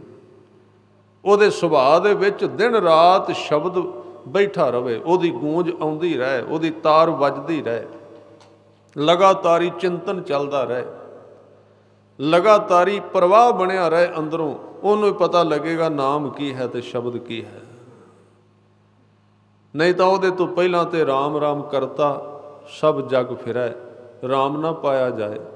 ਜਿਨ੍ਹਾਂ ਦੇ ਰਾਮ ਪਰਮਾਤਮਾ ਅਕਾਲ ਪੁਰਖ ਵਾਹਿਗੁਰੂ ਸੁਭਾਅ ਦੇ ਵਿੱਚ ਆਪਣੀ ਥਾਂ ਬਣਾ ਗਿਆ, ਫਿਰ ਤੇ ਉਹਨਾਂ ਦਾ ਇੱਕ ਇੱਕ ਪਲ ਨਾਮ ਨਾਲ ਜੁੜੇ ਰਹਿੰਦਾ, ਉਹਨਾਂ ਨੂੰ ਯਤਨ ਨਹੀਂ ਕਰਨਾ ਪੈਂਦਾ। ਤਾਂ ਧੰਦੇ ਤੋਂ ਰਹਿਤ ਹੈ, ਤੇ ਜਿਹੜਾ ਧੰਦੇ ਤੋਂ ਰਹਿਤ ਹੈ ਉਹ ਬੰਧਨਾਂ ਤੋਂ ਰਹਿਤ ਹੈ, ਵਿਚਾਰਾਂ ਤੋਂ ਰਹਿਤ ਹੈ, ਉਹਨੂੰ ਕੋਈ ਬੰਧਨ ਨਹੀਂ ਪੈਂਦਾ, ਉਹਦੇ ਤੋਂ ਖਾਲੀ ਰਹਿੰਦਾ ਹੈ। ਫਿਰ ਸਤਿਗੁਰੂ ਕਹਿੰਦੇ ਅਭਗਤ ਹੈ। ਅਭਗਤ ਦਾ ਮਤਲਬ ਹੈ ਉਹ ਕਿਸੇ ਦਾ, ਜਿਵੇਂ ਕਹਿ ਲਈ ਕਿਸੇ ਦਾ ਖੁਸ਼ਾਮਦੀ ਨਹੀਂ। ਭਗਤੀ ਦਾ ਮਤਲਬ ਹੈ ਕਿਸੇ ਦੇ ਅੱਗੇ ਝੁਕਣਾ। ਉਹ ਕਿਸੇ ਦੀ ਖੁਸ਼ਾਮਦ ਨਹੀਂ ਕਰਦਾ, ਕਿਸੇ ਦਾ ਭਗਤ ਨਹੀਂ ਹੈ, ਆਪਣੇ ਆਪ ਸੰਪੂਰਨ ਹੈ, ਵਿਰਕਤ ਹੈ। ਵਿਰਕਤ ਇੱਕ ਬੜਾ ਵੱਡਾ ਅਹੁਦਾ ਹੈ। ਜਿਵੇਂ ਬ੍ਰਹਮ ਗਿਆਨੀ ਦਾ ਇੱਕ ਪੋਸਟ ਹੈ, ਸੰਤ ਦੀ ਇੱਕ ਪੋਸਟ ਹੈ, ਗੁਰੂ ਦੀ ਇੱਕ ਪੋਸਟ ਹੈ, ਸਤਿਗੁਰੂ ਦੀ ਇੱਕ ਪੋਸਟ ਹੈ, ਅਹੁਦਾ ਹੈ। ਗੁਰਸਿੱਖ ਦਾ ਇੱਕ ਅਹੁਦਾ ਹੈ, ਗੁਰਮੁਖ ਦੀ ਇੱਕ ਪਦਵੀ ਹੈ। ਇਸੇ ਤਰ੍ਹਾਂ ਧਾਰਮਿਕ ਜਗਤ ਦੇ ਅੰਦਰ ਵਿਰਕਤ ਹੋਣਾ ਇੱਕ ਬੜਾ ਵੱਡਾ ਅਹੁਦਾ ਹੈ। ਵਿਰਕਤ ਦਾ ਮਤਲਬ ਕਈ ਪ੍ਰਕਾਰ ਦੇ ਸੰਤ ਨੇ, ਸੰਤ ਸਮੂਹ ਅਨੇਕ ਮਤੀ ਕੇ। ਵਿਰਕਤ ਦਾ ਭਾਵ ਇਹ ਹੈ ਜਿਹਦੇ ਸਰੀਰ ਦੀਆਂ ਲੋੜਾਂ ਹੀ ਬਿਲਕੁਲ ਘਟ ਜਾਣ, ਜਿਹਦਾ ਸਰੀਰ ਕੇਵਲ ਨਾਮ ਮਾਤਰ ਸੰਸਾਰ ਵਿੱਚ ਰਹਿ ਗਿਆ, ਖਾਣਾ ਪੀਣਾ ਜਿਸ ਦਾ ਘਟ ਗਿਆ, ਵੇਖਣਾ ਜਿਹਦਾ ਘਟ ਗਿਆ ਸੰਸਾਰ ਨੂੰ, ਬੋਲਣਾ, ਸੰਬੰਧ ਰੱਖਣੇ, ਮਿੱਤਰਾਂ ਦੀ ਦੁਨੀਆ ਵਿੱਚ ਵਿਚਰਨ, ਸਾਰਾ ਸਿਰਫ ਇੱਕ ਛੋਟਾ ਜਿਹਾ ਰਹਿ ਗਿਆ ਦਾਇਰਾ, ਕਿ ਸਿਰਫ ਉਹਨੇ ਸਰੀਰ ਨੂੰ ਹੁਣ ਉਹਨਾਂ ਚਿਰ ਚਲਾਉਣਾ ਹੈ ਜਿੰਨਾ ਚਿਰ ਉਹਨੂੰ ਸਵਾਸ ਮਿਲੇ ਨੇ। ਵੈਸੇ ਤਾਂ ਉਹ ਇਹਦੇ ਤੋਂ ਬਿਲਕੁਲ ਬਿਨਾਂ ਵੀ ਰਹਿਣਾ ਚਾਹੁੰਦਾ ਹੈ। ਉਹਨੂੰ ਕਹਿੰਦੇ ਨੇ ਵਿਰਕਤ ਹੋ ਗਿਆ ਹੈ, ਲੰਘ ਚੁੱਕਾ ਸੰਸਾਰ ਤੋਂ। ਹੁਣ ਸਰੀਰ ਵਿੱਚ ਰਹਿਣਾ ਸਿਰਫ ਇੱਕ ਉਹਦੀ ਇੱਕ ਕੇਂਦਰ ਬਿੰਦੂ ਨਿਸ਼ਾਨੀ ਹੈ, ਸਰੀਰ ਨਾਲ ਉਹਦਾ ਸੰਬੰਧ ਕੋਈ ਨਹੀਂ, ਸਰੀਰ ਤੋਂ ਵੱਖਰਾ ਹੋ ਚੁੱਕਾ ਹੈ। ਵਿਰਕਤ ਦਾ ਅਰਥ ਹੈ ਤੂੰ ਕਿਸੇ ਚੀਜ਼ ਦੇ ਬੰਧਨ ਵਿੱਚ ਨਹੀਂ ਪਿਆ, ਅਨਾਸ ਹੈ, ਨਾਸ ਨਹੀਂ ਹੁੰਦਾ। ਫਿਰ ਕਹਿੰਦੇ ਪ੍ਰਕਾਸ਼ ਹੈ, ਪ੍ਰਕਾਸ਼ ਸਰੂਪ। ਅੱਜ ਤੱਕ ਦੇ ਸਾਰੇ ਪੈਗੰਬਰਾਂ ਨੇ, ਸਾਰੇ ਰੱਬ ਦੇ ਪਿਆਰਿਆਂ ਨੇ, ਜਿਨ੍ਹਾਂ ਨੇ ਉਹਦਾ ਅਨੁਭਵ ਕੀਤਾ, ਤਜਰਬਾ ਕੀਤਾ, ਉਹਨਾਂ ਨੇ ਪਰਤ ਕੇ ਇੱਕ ਗੱਲ ਜ਼ਰੂਰ ਕਹੀ, ਉਹ ਚਾਨਣ ਹੈ, ਪ੍ਰਕਾਸ਼ ਹੈ, ਰੋਸ਼ਨੀ ਹੈ, ਸੁੱਤੇ ਸਿੱਧ ਪ੍ਰਕਾਸ਼ ਹੈ। ਹਨੇਰੇ ਦੀ ਉੱਥੇ ਕੋਈ ਥਾਂ ਨਹੀਂ। ਉੱਥੇ ਜਾ ਕੇ ਮਨੁੱਖ ਦਾ ਜੀਵਨ ਕੇਵਲ ਚਾਨਣ ਬਚਦਾ ਹੈ। ਉੱਥੇ ਉਹਦੇ ਚਮਕ ਤੋਂ ਬਿਨਾਂ ਹੋਰ ਕੁਝ ਵੀ ਨਹੀਂ ਹੈ। ਉਹਦਾ ਹੋਂਦ ਉਹਦੀ ਪ੍ਰਕਾਸ਼ ਨਾਲ ਭਰੀ ਹੋਈ ਹੈ। ਫਿਰ ਸਾਹਿਬ ਕਹਿੰਦੇ ਨਿਚਿੰਤ ਹੈ ਸੋਨਿੰਤ ਹੈ। ਉਹ ਨਿਤ ਰਹਿਣ ਵਾਲਾ, ਉਹਨੂੰ ਇਹ ਕਦੀ ਚਿੰਤਾ ਨਹੀਂ ਵਾਪਰਦੀ ਕਿ ਜਿਹੜਾ ਮੇਰਾ ਇਹ ਜੀਵਨ ਚੱਲ ਰਿਹਾ ਹੈ ਇਹਦੀ ਕਿਤੇ ਸਮਾਪਤੀ ਨਾ ਹੋ ਜਾਏ। ਇਹ ਚਿੰਤਾ ਹਰ ਇੱਕ ਜੀਵ ਨੂੰ ਹੈ। ਇੱਕ ਪਾਸੇ ਉਹਨੂੰ ਕੋਈ ਚਿੰਤਾ ਨਹੀਂ। ਬੰਦੇ ਦੇ ਇੱਥੇ ਕਈ ਦੁੱਖ ਨੇ, ਪਰ ਇੱਥੇ ਸਭ ਤੋਂ ਵੱਡਾ ਦੁੱਖ ਕਿਹੜਾ ਹੈ? ਸਭ ਤੋਂ ਵੱਡਾ ਦੁੱਖ ਹੈ ਮੌਤ। ਸਭ ਤੋਂ ਵੱਡਾ ਦੁੱਖ ਹੈ ਵੀ ਪਤਾ ਨਹੀਂ ਕਿੰਨਾ ਚਿਰ ਚੱਲਣਾ ਹੈ ਸਿਲਸਿਲਾ। ਆ ਜਿਹੜਾ ਢਾਂਚਾ ਚੱਲ ਰਿਹਾ ਹੈ ਇਹ ਕਿੰਨੇ ਦਿਨ ਹੈ, ਕਿੰਨੇ ਸਾਲਾਂ ਤੱਕ ਰਹੇਗਾ, ਇਹਦਾ ਪਤਾ ਨਹੀਂ। ਇਸ ਤਰ੍ਹਾਂ ਦਾ ਉਹਦੇ ਵਿੱਚ ਨਹੀਂ। ਉਹ ਕਹਿੰਦੇ ਚਿੰਤਾ ਤੋਂ ਰਹਿਤ ਰਹਿੰਦਾ ਹੈ, ਅਤੇ ਜਿਹੜਾ ਉਹਦੇ ਨਾਲ ਜੁੜ ਗਿਆ ਉਹਦੀ ਇਹ ਦਸ਼ਾ ਬਣ ਕੇ ਉਹ ਚਿੰਤਾ ਤੋਂ ਰਹਿਤ ਹੈ। ਉਹਨੂੰ ਕੋਈ ਚਿੰਤਾ ਨਹੀਂ, ਕਿਸੇ ਪ੍ਰਕਾਰ ਦੀ ਸੋਚ ਵਿੱਚ ਨਹੀਂ ਜਿਉਂਦਾ। ਫਿਰ ਸਾਹਿਬ ਕਹਿੰਦੇ ਅਲਿਖ ਹੈ ਅਦਿਖ ਹੈ। ਕਹਿੰਦੇ ਮੈਂ ਤੈਨੂੰ ਦੇਖਣ ਦਾ ਯਤਨ ਕਰਨਾ ਵੀ ਤੈਨੂੰ ਕਿਤੇ ਖੋਜ ਲਵਾਂ, ਕਿਤੇ ਤੈਨੂੰ ਲੱਭ ਲਵਾਂ, ਕਿਤੇ ਤੇਰਾ ਸਰੂਪ ਮੇਰੀਆਂ ਨਜ਼ਰਾਂ 'ਤੇ ਚੜ੍ਹ ਜਾਏ। ਪਰ ਕਹਿੰਦੇ ਮੈਂ ਖੋਜ ਖੋਜ ਕੇ ਦੇਖਿਆ ਹੈ ਤੇਰਾ ਕੋਈ ਰੂਪ ਨਹੀਂ ਹੈ, ਅਦਿਖ, ਦਿਸਦਾ ਨਹੀਂ। ਮੈਂ ਵੇਖ ਵੇਖ ਕੇ ਚੰਗੀ ਤਰ੍ਹਾਂ ਖੋਜਬੀਨ ਕਰਕੇ ਦੇਖੀ ਹੈ, ਕਿਤੇ ਦਿਸਦਾ ਨਹੀਂ।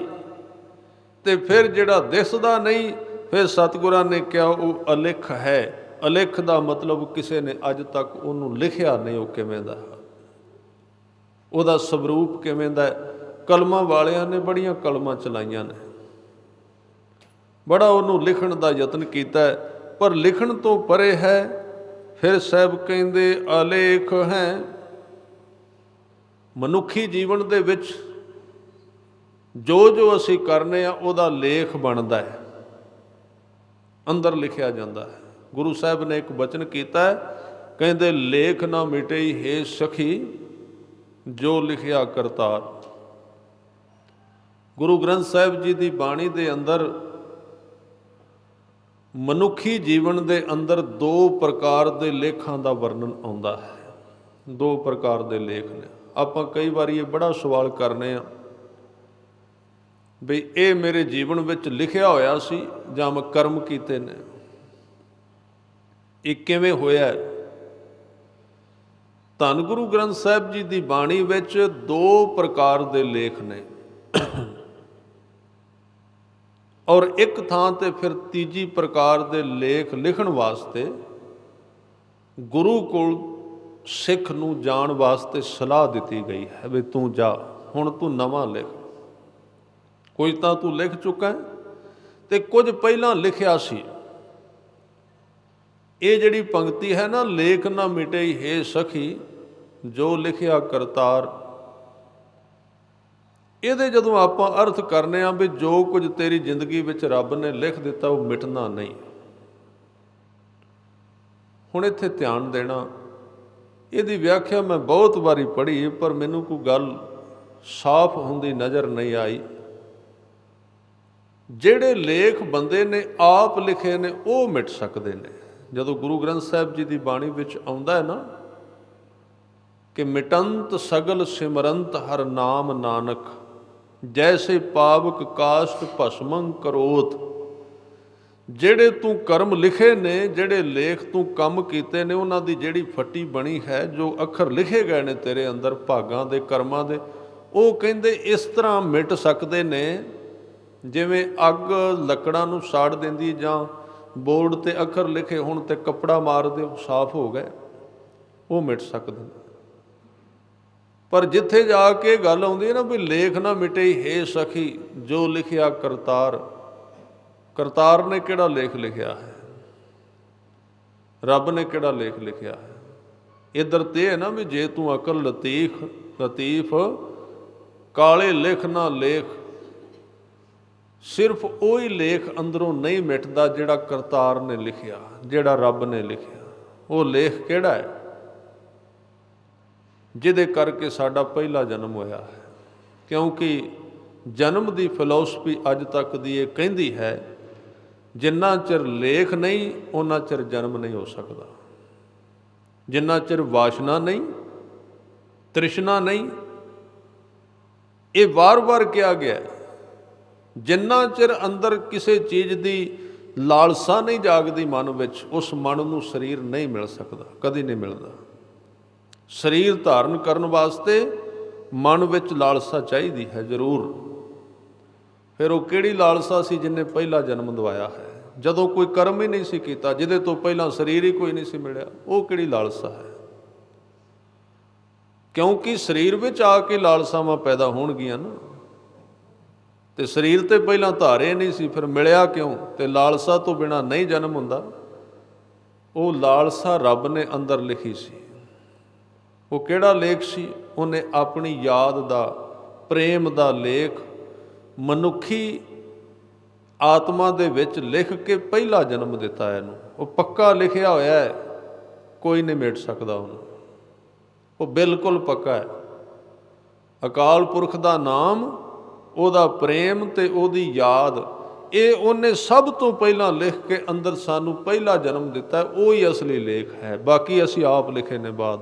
ਜਦੋਂ ਸਰੀਰ ਧਾਰਿਆ, ਪਹਿਲੇ ਪਿਆਰ ਲੱਗਾ ਥਣ ਦੁੱਧ, ਦੂਜਾ ਮਾਏ ਬਾਪ ਕੀ ਸੁਧ, ਇਹ ਵੱਧਦੇ ਗਏ ਲੇਖ, ਬੜੇ ਲਿਖੇ ਅਸੀਂ, ਬਹੁਤ ਲੇਖ ਲਿਖੇ ਨੇ। ਤੇ ਹੁਣ ਤੇ ਲਿਖ ਲਿਖ ਕੇ ਕਾਗਜ਼ ਵੀ, ਜੀਵਨ ਵੀ ਇਸ ਤਰ੍ਹਾਂ ਦਾ ਹੋ ਗਿਆ ਵੀ ਸਾਰਾ ਜਨਮ ਜਨਮ ਕੀ ਸੁਮਨ ਕੋ ਮਲ ਲਾਗੀ, ਕਾਲਾ ਹੋਆ ਸਿਆਉ, ਤੇ ਕਾਲੇ ਦੇ ਉੱਤੇ ਕਾਲੇ ਪੈਨ ਨਾਲ ਲਿਖੀਏ ਤੇ ਦਿਸੇ ਕੀ। ਤਾਂ ਹੀ ਤੇ ਬੰਦਾ ਕਹਿੰਦਾ ਕਰੀ ਜਾਂਦੇ ਆ, ਪਤਾ ਨਹੀਂ ਲੱਗਦਾ ਕੀ ਕਰ ਰਹੇ ਹਾਂ, ਕਰੀ ਜਾ ਰਹੇ ਹਾਂ। ਦਾਦਾ ਕਰਦਾ ਸੀ, ਬਾਪ ਕਰਦਾ ਸੀ, ਮੈਂ ਵੀ ਚਲੋ ਕਰੀਏ ਜਾਣਾ। ਇਹ ਇਸ ਤਰ੍ਹਾਂ ਹੈ, ਕਾਲੇ ਕਾਗਜ਼ ਦੇ ਉੱਤੇ ਕਾਲੇ ਪੈਨ ਨਾਲ ਲਿਖੋ, ਜੋ ਮਰਜ਼ੀ ਲਿਖੋ, ਦਿਸੇਗਾ ਕੀ? ਇਹ ਸਾਡੇ ਲੇਖ ਨੇ। ਜਿਹੜਾ ਲੇਖ ਨਾ ਮਿਟੇ ਹੈ ਸਖੀ, ਜੋ ਲਿਖਿਆ ਕਰਤਾਰ, ਉਹ ਸਿਰਫ ਨਾਮ ਦਾ ਹੀ ਲੇਖ ਹੈ, ਹੋਰ ਕਿਸੇ ਕਰਮ ਦਾ ਲੇਖ ਨਹੀਂ ਹੈ। ਕਰਮ ਦਾ ਲੇਖ ਉਤੇ ਰੱਬ ਕਦੀ ਲਿਖਦੇ ਨਹੀਂ, ਉਹ ਤੇ ਬੰਦੇ ਨੇ ਆਪ ਲਿਖੇ ਨੇ। ਕਰਤਾਰ ਦਾ ਤੇ ਲੇਖ ਹੀ ਹੋਰ ਹੈ।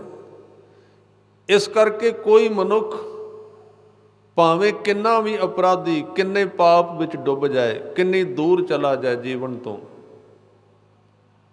ਉਹਦੇ ਅੰਦਰੋਂ ਰੱਬ ਦੇ ਪਿਆਰ ਦਾ ਲੇਖ ਨਹੀਂ ਮਿਟਦਾ, ਉਹ ਕਾਇਮ ਹੈ। ਔਰ ਜੇ ਉਹ ਪਰਤ ਕੇ ਆਵੇ ਤੇ ਫਿਰ ਉਹਦੇ ਵਿੱਚ ਉਹ ਉਜਾਗਰ ਹੋ ਸਕਦਾ। ਇਸ ਕਰਕੇ ਬੜੇ ਬੜੇ ਅਪਰਾਧੀ, ਅਜਾਮਲ ਵਰਗੇ, ਗਨਕਾ ਵਰਗੇ, ਕਿੰਨੇ ਕਿੰਨੇ ਵੱਡੇ ਲੋਕ, ਕਤਲੋ ਗਾਰਤ ਕਰਨ ਵਾਲੇ, ਕਈ ਕੁਝ ਕਰਨ ਵਾਲੇ, ਉਹ ਫਿਰ ਵਾਪਸ ਆ ਗਏ, ਫਿਰ ਭਗਤ ਹੋ ਗਏ, ਫਿਰ ਬ੍ਰਹਮ ਗਿਆਨੀ ਬਣ ਗਏ। ਇਹ ਕਿਵੇਂ ਹੋਇਆ? ਕਿਉਂਕਿ ਜਿਹੜਾ ਲੇਖ ਮਨੁੱਖੀ ਮਨ ਦੇ ਵਿੱਚ ਰੱਬ ਨੇ ਆਪਣੇ ਨਾਮ ਦਾ ਲਿਖ ਕੇ ਘੱਲਿਆ, ਉਹ ਸਾਰਿਆਂ ਦੇ ਵਿੱਚ ਹੈ। ਤੇ ਅੱਗੋਂ ਅਸੀਂ ਲਿਖ ਦਿੱਤੇ ਗਲਤ ਕਰਮਾਂ ਦੇ ਲੇਖ, ਉਹ ਸਾਨੂੰ ਵਾਰ-ਵਾਰ ਭੁਆ ਰਹੇ ਨੇ। ਹੁਣ ਉਹ ਪਹਿਲਾ ਲੇਖ ਕਿੱਥੇ ਹੈ? ਤੁਸੀਂ ਬਾਣੀ ਪੜ੍ਹ ਕੇ ਵੇਖੋ, ਜਪਜੀ ਸਾਹਿਬ ਦੀ ਪਹਿਲੀ ਪੌੜੀ। ਹਜ਼ੂਰ ਕਹਿੰਦੇ ਹੋਰ ਕੋਈ ਤਰੀਕਾ ਨਹੀਂ ਤੇਰੀ ਜ਼ਿੰਦਗੀ ਨੂੰ ਸ਼ੁੱਧ ਕਰਨ ਦਾ, ਕਰ ਲੈ ਇਸ਼ਨਾਨ। ਸੋਚਿਆ ਸੋਚ ਨਾ ਹੋਵੇ, ਜੇ ਸੋਚੀ ਲੱਖ ਵਾਰ। ਚੁੱਪ ਸਮਾਧੀ ਲਾ ਕੇ ਬੈਠ, ਚੁੱਪੇ ਚੁੱਪ ਨਾ ਹੋਵੇ, ਜੇ ਲਾਏ ਰਹਾਂ ਲਿਵਤਾਰ। ਵਰਤ ਰੱਖ ਕੇ ਦੇਖ, ਭੁੱਖਿਆਂ ਭੁੱਖ ਨਾ ਉਤਰੀ, ਇਕੱਠਾ ਕਰਕੇ ਵੇਖ ਲੈ, ਜੇ ਬੰਨਾ ਪੁਰੀਆਂ ਭਾਰ। ਸਿਆਣਾ ਹੋ ਕੇ ਦੇਖ ਲੈ, ਸਹਿਜ ਸਿਆਣਪਾ ਲੱਖ ਹੋਏ, ਤਾਂ ਇੱਕ ਨਾ ਚੱਲੇ ਨਾਲ। ਕਿਵ ਸਚਿਆਰਾ ਹੋਈਐ, ਕਿਵ ਕੂੜਾ ਟੁੱਟੈ ਪਾਲ। ਇਹ ਫਿਰ ਸਾਰੀ ਦੁੱਖ ਦੀ ਕੰਧ ਕਿਵੇਂ ਟੁੱਟੇ? ਤੇ ਜਵਾਬ ਦਿੱਤਾ, ਹੁਕਮ ਰਜਾਈ ਚੱਲਣਾ। ਉਸ ਲੇਖ ਦੇ ਅਨੁਸਾਰ ਚੱਲ, ਜਿਹੜਾ ਤੇਰੇ ਵਿੱਚ ਪਹਿਲੇ ਦਿਨ ਰੱਬ ਨੇ ਲਿਖ ਕੇ ਭੇਜਿਆ, ਨਾਮ, ਉਹਦੀ ਯਾਦ। ਮਹਾਰਾਜ ਉਹ ਕਿੱਥੇ ਹੈ? ਕਹਿਣ ਲੱਗੇ, ਨਾਨਕ ਲਿਖਿਆ ਨਾਲ, ਤੇਰੇ ਨਾਲ ਲਿਖਿਆ ਹੋਇਆ ਹੈ। ਜਿੱਥੇ ਤੂੰ ਹੈ, ਤੇਰਾ ਸਰੀਰ ਨਹੀਂ, ਜਿੱਥੇ ਤੂੰ ਹੈ ਉੱਥੇ ਲਿਖਿਆ ਹੋਇਆ ਬਿਲਕੁਲ ਨਾਲ। ਬਾਸ ਰਹਿਓ ਹੀਰੇ ਕੇ ਸੰਗੇ, ਪੇਖ ਮੋਇਓ ਮਨ ਲੀਲਾ। ਹੁਣ ਉਹ ਪੁਰਾਣਾ ਲੇਖ ਤੇ ਸਾਡੇ ਲੇਖਾਂ ਦੇ ਥੱਲੇ ਵਿਚਾਰਾ ਦੱਬਿਆ ਪਿਆ, ਉਹਨੂੰ ਤੇ ਸਮਝ ਨਹੀਂ ਮਿਲਦਾ। ਉੱਤੇ ਸਾਡੀ ਮੱਤ ਮਤ ਦੇ ਢੇਰ ਲੱਗ ਗਏ ਉੱਤੇ, ਵਿਚਾਰਾਂ ਦੇ ਢੇਰ ਲੱਗ ਗਏ, ਇਸ ਕਰਕੇ ਉਹ ਅੰਦਰਲਾ ਲੇਖ ਪ੍ਰਗਟ ਨਹੀਂ ਹੁੰਦਾ। ਹੁਣ ਤੀਜੀ ਗੱਲ ਕਹਾਂ ਵੀ ਸਤਿਗੁਰੂ ਨੇ ਇੱਕ ਤਰੀਕਾ ਦੱਸਿਆ ਵੀ ਤੇਰੇ ਅੰਦਰ ਉਹ ਪਹਿਲਾ ਲੇਖ ਕਿਵੇਂ ਪ੍ਰਗਟ ਹੋਵੇ ਜਿਹੜਾ ਕਰਤਾਰ ਨੇ ਲਿਖਿਆ ਹੋਇਆ। ਗੁਰੂ ਨਾਨਕ ਸਾਹਿਬ ਦਾ ਸ਼ਬਦ ਹੈ, ਹਜ਼ੂਰ ਕਹਿੰਦੇ ਨੇ, ਜਾਲ ਮੋਹ ਘਸ ਮਸ ਕਰ, ਮਤ ਕਾਗਦ ਕਰ ਸਾਰ, ਭਾਉ ਕਲਮ ਕਰ ਚਿੱਤ ਲਿਖਾਰੀ, ਗੁਰ ਪੁੱਛ ਲਿਖ ਵਿਚਾਰ। ਇਹ ਤਰੀਕਾ ਦੱਸਿਆ ਵੀ ਪਹਿਲੇ ਲੇਖ ਤੇਰੇ ਕਿਵੇਂ ਕੱਟੇ ਜਾਣਗੇ ਤੇ ਅਸਲੀ ਲੇਖ ਤੈਨੂੰ ਕਿਵੇਂ ਅੰਦਰੋਂ ਮਿਲੇਗਾ। ਜਾਲ ਮੋਹ, ਜਾਲ ਦਾ ਅਰਥ ਹੈ ਸਾੜ ਦੇ, ਮੋਹ ਦਾ ਮਤਲਬ ਹੈ ਪਕੜ ਨੂੰ ਸਾੜ ਦੇ। ਮੋਹ ਦਾ ਅਰਥ ਇੱਥੇ ਇਹ ਨਾ ਕੱਢਣਾ ਜਿਵੇਂ ਮਾਂ ਤੇ ਬੱਚੇ ਦਾ ਮੋਹ ਹੈ, ਇਹ ਨਹੀਂ ਹੈ। ਮੋਹ ਦਾ ਅਰਥ ਹੈ ਕਿ ਜਿਹੜੀ ਪਦਾਰਥ ਦੇ ਨਾਲ ਤੇਰੇ ਮਨ ਦੀ ਅਟੈਚਮੈਂਟ ਬੜੀ ਡੂੰਘੀ ਹੋ ਚੁੱਕੀ ਹੈ, ਪਦਾਰਥ ਨਾਲ ਤੇਰੀ ਸੁਰਤ ਬੜੀ ਚੰਗੀ ਤਰ੍ਹਾਂ ਚੰਬੜ ਚੁੱਕੀ ਹੈ, ਤਕਰੀਬਨ ਪਦਾਰਥ ਮਿੱਟੀ ਦਾ ਪ੍ਰਭਾਵ ਤੇਰੀ ਸੁਰਤ ਤੇ ਪੈ ਗਿਆ ਤੇ ਸੁਰਤ ਵੀ ਮਿੱਟੀ ਵਰਗੀ ਹੋ ਗਈ ਹੈ, ਖਾਕ ਬਣ ਗਈ ਹੈ, ਉਹਦੇ ਉੱਤੇ ਬੋਝ ਪੈ ਗਿਆ ਪਦਾਰਥ। ਉਹਨੂੰ ਸਾੜ ਉਸ ਪਕੜ ਨੂੰ, ਇਹਦੇ ਤੋਂ ਬਿਨਾਂ ਅੱਗੇ ਰਾਹ ਨਹੀਂ ਖੁੱਲੇਗਾ। ਜਿੰਨਾ ਚਿਰ ਮਨੁੱਖੀ ਬੁੱਧੀ ਇੱਛਾ ਤੋਂ ਰਹਿਤ ਨਹੀਂ ਹੁੰਦੀ, ਧਰਮ ਦਾ ਕੋਈ ਦਰਵਾਜ਼ਾ ਨਹੀਂ ਖੁੱਲਦਾ ਉਹਦੇ ਵਾਸਤੇ, ਜਿੰਨਾ ਚਿਰ ਮਰਜ਼ੀ ਬੈਠਾ ਰਹੇ। ਜਾਲ ਮੋਹ, ਪਦਾਰਥ ਦੀ ਪਕੜ ਨੂੰ ਸਾੜ, ਘਸ ਮਸ ਕਰ, ਤੇ ਜਦੋਂ ਤੂੰ ਉਹਨੂੰ ਸਾੜੇਗਾ ਨਾ ਅੰਦਰ ਇੱਕ ਸਵਾਹ ਬਣੇਗੀ ਤੇਰੇ। ਉਹਨੂੰ ਘਸ ਦਾ ਅਰਥ ਹੈ ਘਸਾ ਦੇ, ਉਹਨੂੰ ਮਸ ਦਾ ਅਰਥ ਹੈ ਸ਼ਾਹੀ ਬਣਾ ਦੇ। ਫਿਰ ਆਪਣੀ ਮਤ ਦੇ ਉੱਤੇ ਮਤ ਕਾਗਦ ਕਰ, ਮਤ ਦਾ ਕਾਗਜ਼ ਬਣਾ ਦੇ। ਤੇ ਉੱਥੇ ਇੱਕ ਹੋਰ ਚੀਜ਼ ਚਾਹੀਦੀ ਹੈ, ਕਹਿੰਦੇ ਭਾਉ ਕਲਮ ਕਰ। ਭਾਉ ਦਾ ਅਰਥ ਹੈ ਪ੍ਰੇਮ। ਹੁਣ ਪਹਿਲਾਂ ਤੂੰ ਮੋਹ ਛੱਡਿਆ ਪਕੜ, ਫਿਰ ਉਹਦੀ ਸ਼ਾਹੀ ਬਣ ਗਈ, ਫਿਰ ਮਤ ਦਾ ਕਾਗਜ਼ ਬਣ ਗਿਆ ਤੇ ਕਲਮ ਹੋਵੇਗੀ ਪ੍ਰੇਮ ਦੀ। ਉਸ ਕਲਮ ਦੇ ਨਾਲ ਭਾਉ ਕਲਮ ਕਰ, ਤੇ ਲਿਖਣਾ ਕਾਹਦੇ ਨਾਲ ਹੈ? ਉੱਥੇ ਇੱਕ ਬੜੀ ਮਹਿੰਗੀ ਚੀਜ਼ ਹੈ ਮਨੁੱਖੀ ਮਨ ਦੀ, ਉਹਨੂੰ ਕਹਿੰਦੇ ਨੇ ਚਿੱਤ। ਮਨ, ਬੁੱਧ, ਚਿੱਤ, ਅਹੰਕਾਰ, ਇਹ ਚੀਜ਼ਾਂ ਨੇ ਅੰਦਰ। ਚਿੱਤ ਦਾ ਮਤਲਬ ਜਿਹੜੀ ਮਨ ਦੀ ਸਥਿਤੀ ਦੇ ਨਾਲ ਅਸੀਂ ਭੂਤਕਾਲ, ਭਵਿੱਖ ਤੇ ਵਰਤਮਾਨ ਨੂੰ, ਤਿੰਨਾਂ ਚੀਜ਼ਾਂ ਨੂੰ ਇੱਕੋ ਸਮੇਂ ਪਕੜਦੇ ਹਾਂ। ਸਿਮਰਤੀ ਜਿਹੜੀ ਹੈ ਨਾ, ਯਾਦਾਸ਼ਤ ਭਵਿੱਖ ਵਿੱਚ ਨਹੀਂ ਜਾਂਦੀ, ਆਉਣ ਵਾਲੇ ਸਮੇਂ ਵਿੱਚ ਨਹੀਂ ਜਾ ਸਕਦੀ। ਉਹ ਵਰਤਮਾਨ ਦੀ ਵੀ ਕੋਈ ਪਕੜੀ ਹੋਈ ਨਹੀਂ। ਸਿਮਰਤੀ ਜਿਹਨੂੰ ਕਹਿੰਦੇ, ਯਾਦਾਸ਼ਤ ਜਿਹਨੂੰ ਕਹਿੰਦੇ, ਉਹ ਸਿਰਫ ਬੀਤੇ ਹੋਏ ਸਮੇਂ, ਭੂਤਕਾਲ ਨੂੰ ਪਕੜਦੀ ਵੀ ਪਿੱਛੇ ਕੀ ਹੋਇਆ ਸੀ, ਪਿਛਲੇ ਸਾਲ ਪਰਸੋਂ ਮੈਨੂੰ ਕੌਣ ਮਿਲਿਆ ਸੀ, ਪਿਛਲੇ ਸਾਲ ਕੌਣ ਚੋਣਾਂ ਵਿੱਚ ਖੜਾ ਸੀ, ਉਹ ਹਾਰਿਆ ਸੀ ਕਿ ਜਿੱਤਿਆ ਸੀ। ਇਹ ਸਿਮਰਤੀ ਹੈ, ਮਨੁੱਖੀ ਮਨ ਦਾ ਇੱਕ ਹਿੱਸਾ। ਪਰ ਜਿਹੜਾ ਚਿੱਤ ਹੈ ਨਾ, ਉਹ ਸਿਮਰਤੀ ਤੋਂ ਬਹੁਤ ਸ਼ਕਤੀਸ਼ਾਲੀ ਹੈ। ਉਹਦੇ ਵਿੱਚ ਕੀ ਸ਼ਕਤੀ ਹੈ? ਉਹ ਇੱਕੋ ਵਕਤ ਇੰਨਾ ਵੱਡਾ ਕੰਟਰੋਲਰ ਹੈ ਕਿ ਉਹ ਪਿੱਛੇ ਵੀ ਜਾ ਸਕਦਾ ਹੈ, ਆਉਣ ਬਾਰੇ ਵੀ ਇੱਕਦਮ ਸੋਚਦਾ ਵੀ ਨਤੀਜੇ ਕੀ ਆਉਣਗੇ, ਤੇ ਵਰਤਮਾਨ ਵਿੱਚ ਵੀ ਖੜਾ ਹੋਇਆ ਹੈ। ਉਹਦੇ ਨਾਲ ਕਹਿੰਦੇ ਭਾਉ ਕਲਮ ਕਰ ਚਿੱਤ ਲਿਖਾਰੀ। ਉਸ ਚਿੱਤ ਦੇ ਨਾਲ ਹੁਣ ਅਗਲੀ ਜ਼ਿੰਦਗੀ ਨੂੰ ਲਿਖ। ਕਿਵੇਂ ਲਿਖਣਾ ਹੈ? ਭਵਿੱਖ ਦੇ ਤਜਰਬੇ ਵੇਖ ਕਿ ਜਿਹੜੇ ਪਹਿਲਾਂ ਕੰਮ ਕੀਤੇ ਨੇ ਉਹਨਾਂ ਦਾ ਹੁਣ ਨਤੀਜਾ ਕੀ ਨਿਕਲਿਆ। ਚਿੱਤ ਨਾਲ ਕੀ ਹੋ ਸਕਦਾ ਹੈ? ਮੈਂ ਗੱਲ ਕੀਤੀ ਸੀ, ਚਿੱਤ 3 ਸਮਿਆਂ ਨੂੰ ਇੱਕੋ ਦਮ ਘੋਖਦਾ ਹੈ, ਪਰਖਦਾ ਹੈ, ਬੀਤੇ ਸਮੇਂ ਨੂੰ, ਵਰਤਮਾਨ ਨੂੰ ਤੇ ਆਉਣ ਵਾਲੇ ਨੂੰ। ਜਿਸ ਬੰਦੇ ਵਿੱਚ ਚਿੱਤ ਸ਼ਕਤੀ ਸਟਰੋਂਗ ਹੋ ਜਾਏ, ਉਹ ਕੀ ਕਰਦਾ? ਇੱਕੋ ਵਕਤ ਪਿਛਲੇ ਲੰਘੇ ਵਕਤ ਨੂੰ ਪਹਿਲਾਂ ਸੋਚਦਾ ਵੀ ਉਹਦੇ ਵਿੱਚ ਮੈਂ 10 ਸਾਲ ਪਿਛਲੇ ਆਹ ਕੰਮ ਕੀਤਾ। ਫਿਰ ਵਰਤਮਾਨ ਵਿੱਚ ਆ ਕੇ ਉਹਨੂੰ ਤੋਲਦਾ ਵੀ ਉਹਦਾ ਹੁਣ ਰਿਜ਼ਲਟ ਕੀ ਆਇਆ ਹੈ, ਨਤੀਜਾ ਕੀ ਨਿਕਲਿਆ। ਫਿਰ ਉਹਦੇ ਨਤੀਜਿਆਂ ਦਾ ਨਿਸ਼ਕਰਸ਼ ਕੱਢ ਕੇ, ਸਿੱਟਾ ਕੱਢ ਕੇ ਆਉਣ ਵਾਲੇ ਸਮੇਂ ਵਿੱਚ ਡਿਸੀਜਨ ਲੈਂਦਾ, ਫੈਸਲਾ ਲੈਂਦਾ ਵੀ ਇਹ ਕੰਮ ਠੀਕ ਨੇ। ਵਿੱਚੋਂ ਰਾਖ ਨੂੰ ਸਿੱਟ ਦਿੰਦਾ, ਗਲਤ ਨੂੰ ਛੱਡ ਦਿੰਦਾ ਤੇ ਠੀਕ ਕਰਮ ਅੱਗੇ ਕਰਨੇ ਸ਼ੁਰੂ ਕਰ ਦਿੰਦਾ। ਇਹ ਚਿੱਤ ਦਾ ਕੰਮ। ਇਸ ਕਰਕੇ ਕਹਿੰਦੇ ਭਾਉ ਕਲਮ ਕਰ ਚਿੱਤ ਲਿਖਾਰੀ। ਹੁਣ ਇੱਥੋਂ ਤੱਕ ਇਕੱਲੇ ਸਿੱਖ ਦੀ ਮਿਹਨਤ ਹੈ, ਖਿਆਲ ਰੱਖਣਾ। ਇੱਥੋਂ ਤੱਕ ਸਿੱਖ ਕੁਝ ਚੀਜ਼ਾਂ ਮਿਣ ਕੇ ਕਰ ਰਿਹਾ। ਹੁਣ ਉਹ ਗੁਰੂ ਦੇ ਦਰਵਾਜ਼ੇ ਤੱਕ ਆ ਗਿਆ। ਇਹਨੂੰ ਕਹਿੰਦੇ ਨੇ ਗੁਰੂ ਦੇ ਦਰਵਾਜ਼ੇ ਤੱਕ ਆਉਣ ਵਾਸਤੇ ਸਿੱਖ ਨੂੰ ਕੁਝ ਨਾ ਕੁਝ ਸੋਚਣਾ ਪੈਂਦਾ ਹੈ। ਹੁਣ ਉਹ ਦਰਵਾਜ਼ਾ ਅੱਗੇ ਆ ਗਿਆ, ਦਰਵਾਜ਼ੇ ਵਿੱਚ ਪ੍ਰਵੇਸ਼ ਕਰਨ ਲੱਗਾ ਹੈ, ਗੁਰੂ ਦੇ ਚਰਨਾਂ ਤੇ ਡਿੱਗਣ ਲੱਗਾ ਹੈ। ਹੁਣ ਅੱਗੇ ਲਿਖਣਾ ਕੀ ਹੈ? ਲਿਖਾਰੀ ਤੇ ਬਣ ਗਿਆ। ਲਿਖਾਰੀ ਵੀ ਹੈ, ਕਾਗਜ਼ ਵੀ ਸਿੱਖ ਦਾ ਹੈ, ਸ਼ਾਹੀ ਵੀ ਉਹਦੇ ਕੋਲ ਹੈ, ਪਰ ਲਿਖਣਾ ਕਿਵੇਂ ਹੈ? ਹੁਣ ਗੁਰ ਪੁੱਛ ਲਿਖ ਵਿਚਾਰ। ਹੁਣ ਤੂੰ ਆਪਣੇ ਵਿਚਾਰ ਨਾ ਉਹਦੇ ਉੱਤੇ ਫਿਰ ਠੋਕ ਦੇ, ਕਿਉਂਕਿ ਆਪਣੇ ਤੇ ਮਸਾਂ ਲਾਏ ਨੇ। ਪਹਿਲਾਂ ਗੰਦ ਬੜੀ ਮੁਸ਼ਕਲ ਨਾਲ ਕੱਢਿਆ। ਇਸ ਲਈ ਇੱਥੇ ਆ ਕੇ ਬਹੁਤ ਜ਼ਿਆਦਾ ਧਾਰਮਿਕ ਬੰਦੇ ਗਲਤੀ ਖਾ ਜਾਂਦੇ ਨੇ। ਉਹ ਦਰਵਾਜ਼ੇ ਦੇ ਉੱਤੇ ਆ ਕੇ ਫਿਰ ਗੁਰ ਵਿਚਾਰ ਨਹੀਂ ਲਿਖਦੇ, ਗੁਰ ਪੁੱਛ ਲਿਖ ਵਿਚਾਰ ਨਹੀਂ ਕਰਦੇ। ਉੱਥੇ ਫਿਰ ਆਪਣੀਆਂ ਵਿਚਾਰਾਂ ਸੋਚਣਾ ਫਿਰ ਸ਼ੁਰੂ ਕਰ ਦਿੰਦੇ। ਉੱਥੇ ਉਹਦੇ ਤੋਂ ਅੱਗੇ ਸੋਚਣਾ ਨਹੀਂ, ਠੀਕ ਨਹੀਂ ਹੈ। ਉਹਦੇ ਤੋਂ ਪਹਿਲਾ ਕੰਮ ਬੰਦੇ ਦਾ ਹੈ, ਬਿਲਕੁਲ ਠੋਕ ਕੇ ਸਮਝ ਲੈਣਾ ਚਾਹੀਦਾ। ਉਹਦੇ ਤੋਂ ਪਹਿਲਾ ਕੰਮ ਬੰਦੇ ਦਾ ਹੀ ਹੈ, ਮੰਨਣਾ ਚਾਹੀਦਾ। ਨਹੀਂ ਤੇ ਸਾਰੀ ਉਮਰ ਆਪਾਂ ਨੂੰ ਕਹਿੰਦੇ ਹੋ ਹੀ ਗਿਆ ਗੁਰੂ ਨੇ ਕਰਨਾ, ਆਪੇ ਕਰੇਗਾ। ਠੇਕੇ ਵਿੱਚ ਸੁੱਤਿਆਂ ਜਾ ਕੇ ਆਪੇ ਸ਼ਰਾਬ ਛਡਾ ਲਏਗਾ। ਬੋਤਲਾਂ ਖਾਲੀ ਕਰੀ ਜਾ ਰਹੇ ਹਾਂ, ਜੂਆ ਖੇਡੀ ਜਾ ਰਹੇ ਹਾਂ, ਚੋਰੀ ਕਰ ਰਹੇ ਹਾਂ, ਭ੍ਰਿਸ਼ਟਾਚਾਰ ਕਰੀ ਜਾ ਰਹੇ ਹਾਂ, ਰਿਸ਼ਵਤ ਲੈ ਰਹੇ ਹਾਂ, ਧੋਖਾ ਦੇ ਰਹੇ ਹਾਂ। ਕੀ ਕਹਿ ਰਹੇ ਹਾਂ? ਜਦੋਂ ਗੁਰੂ ਆਵੇਗਾ ਉਦੋਂ ਛੁਡਾ ਦੇਗਾ। ਕਦੀ ਨਹੀਂ ਆਉਣਾ ਗੁਰੂ ਨੇ ਇਸ ਤਰ੍ਹਾਂ, ਬਿਲਕੁਲ ਨਹੀਂ ਆਏਗਾ। ਇਹ ਗਲਤ ਗਿਆਨ ਹੈ। ਦਰਵਾਜ਼ੇ ਤੱਕ ਸਿੱਖ ਨਹੀਂ ਆਉਣਾ, ਦਰਵਾਜ਼ੇ ਤੋਂ ਅੱਗੇ ਸਿੱਖ ਨੇ ਕੰਮ ਨਹੀਂ ਕਰਨਾ, ਫਿਰ ਉਹਦੀ ਗਲਤੀ ਹੋਵੇਗੀ ਜੇ ਕਰੇਗਾ। ਤੇ ਜੇ ਪਿੱਛੇ ਨਹੀਂ ਕੀਤਾ ਫਿਰ ਵੀ ਸਿੱਖ ਦੀ ਗਲਤੀ। ਇਸ ਕਰਕੇ ਦਰਵਾਜ਼ੇ ਤੱਕ ਆਉਣਾ ਸਿੱਖ ਦਾ ਕੰਮ, ਉਹਦੇ ਤੋਂ ਅੱਗੇ ਸਿੱਖ ਦਾ ਕੰਮ ਸਮਾਪਤ ਗੁਰੂ ਦਾ ਕੰਮ ਹੈ। ਜੋ ਕਰੇ ਸੋ ਕਰੇ, ਉਹਨੂੰ ਕਹਿੰਦੇ ਹੁਣ ਸਮਰਪਿਤ ਹੋ ਗਿਆ। ਜਿਹਨੂੰ ਭਗਤ ਜੀ ਨੇ ਬੜੇ ਸੋਹਣੇ ਲਫ਼ਜ਼ਾਂ ਵਿੱਚ ਕਿਹਾ,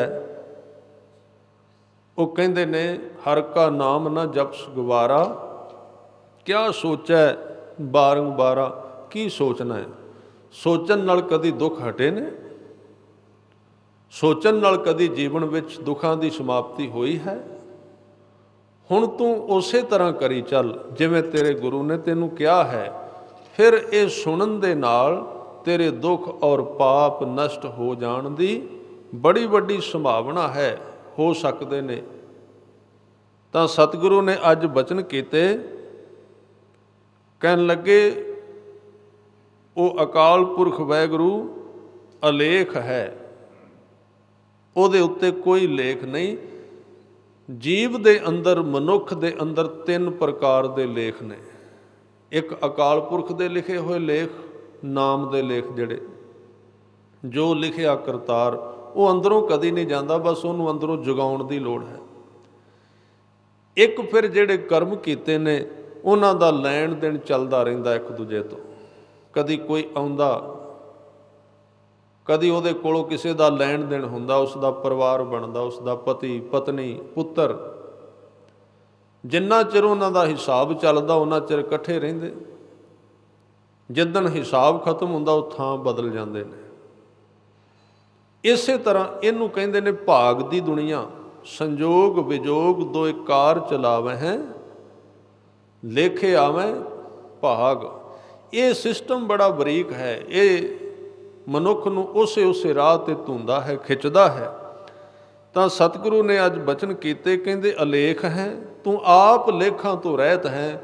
ਜਿਨ੍ਹਾਂ ਨੇ ਤੇਰੇ ਨਾਲ ਪ੍ਰੀਤ ਪਾਈ ਉਹਨਾਂ ਦੇ ਪੁਰਾਣੇ ਲੇਖ ਮਿਟ ਗਏ, ਉਹਨਾਂ ਦੀ ਜ਼ਿੰਦਗੀ ਸਾਫ਼ ਹੋ ਗਈ, ਉਹਨਾਂ ਦੀ ਜ਼ਿੰਦਗੀ ਵਿੱਚ ਪ੍ਰੇਮ ਦੇ ਅੱਖਰ ਉੱਭਰਨੇ ਸ਼ੁਰੂ ਹੋ ਗਏ। ਫਿਰ ਕਹਿੰਦੇ ਅਪੇਖ ਹੈ, ਤੇਰਾ ਕੋਈ ਵੇਸ ਨਹੀਂ। ਪਹਿਲਾਂ ਇਹਦੀ ਵਿਆਖਿਆ ਹੋ ਚੁੱਕੀ ਹੈ। ਹਟਾ ਹੈ, ਹਟਾ ਦਾ ਅਰਥ ਜਿਹੜਾ ਕਿਸੇ ਦੇ ਢਹਿ ਤੇ ਨਹੀਂ ਚੜ੍ਹਦਾ, ਕਿਸੇ ਦੀਆਂ ਗੱਲਾਂ ਵਿੱਚ ਨਹੀਂ ਆਉਂਦਾ। ਤੂੰ ਹਟਾ ਹੈ, ਤੈਨੂੰ ਢਾ ਨਹੀਂ ਸਕਦਾ ਕੋਈ। ਢਾਉਣ ਦਾ ਮਤਲਬ ਕਿਸੇ ਨੂੰ, ਕਿਸੇ ਦੀ ਵਿਚਾਰਧਾਰਾ ਨੂੰ ਆਪਣੀ ਵਿਚਾਰਧਾਰਾ ਨਾਲ ਕਮਜ਼ੋਰ ਕਰ ਲੈਣਾ। ਤੇਰਾ ਜਿਹੜਾ ਗਿਆਨ ਹੈ ਉਹਨੂੰ ਕੋਈ ਮਾਈਨਸ ਕੱਟ ਨਹੀਂ ਸਕਦਾ, ਖਤਮ ਨਹੀਂ ਕਰ ਸਕਦਾ। ਫਿਰ ਕਹਿੰਦੇ ਅਗਾਹ ਹੈ, ਤੇਰੀ ਕੋਈ ਗਾਹ ਨਹੀਂ, ਭਾਵ ਤੇਰਾ ਕੋਈ ਅੰਤ ਨਹੀਂ ਪਾਇਆ ਜਾ ਸਕਦਾ। ਹਜ਼ੂਰ ਅਗਲੇ ਛੰਦ ਵਿੱਚ ਕਹਿੰਦੇ ਅਸੰਭ ਹੈ, ਆਪਣੇ ਆਪ ਤੋਂ ਪੈਦਾ ਹੋਇਆ। ਅਗੰਭ ਹੈ, ਤੇਰੀ ਕੋਈ ਗਮਤਾ ਤੇਰੇ ਤੱਕ ਪਹੁੰਚ ਨਹੀਂ ਸਕਦਾ। ਅਨੀਲ ਹੈ, ਤੇਰੀ ਜੀਵਨ ਵਿੱਚ ਕੋਈ ਧੱਬਾ ਨਹੀਂ, ਨੀਲ ਨਹੀਂ। ਅਨਾਦ ਹੈ, ਆਦ ਤੋਂ ਰਹਿਤ ਐਸੀ ਦਸ਼ਾ। ਅਕਾਲ ਪੁਰਖ ਦੀ ਕਲਗੀਧਰ ਪਾਤਸ਼ਾਹ ਜੀ ਨੇ ਇਹਨਾਂ ਅੱਖਰਾਂ ਦੇ ਰਾਹੀਂ ਤਸਵੀਰ ਸਾਡੇ ਸਾਹਮਣੇ ਰੂਬਰੂ ਕੀਤੀ ਹੈ। ਆਓ 1-2 ਮਿੰਟ ਵਾਸਤੇ ਗੁਰੂ ਸ਼ਬਦ ਨਾਲ ਸਾਂਝ ਪਾਈਏ। ਸਾਰਿਆਂ ਨੇ ਕਿਰਪਾ ਕਰਨੀ। ਵਾਹਿਗੁਰੂ ਵਾਹਿਗੁਰੂ।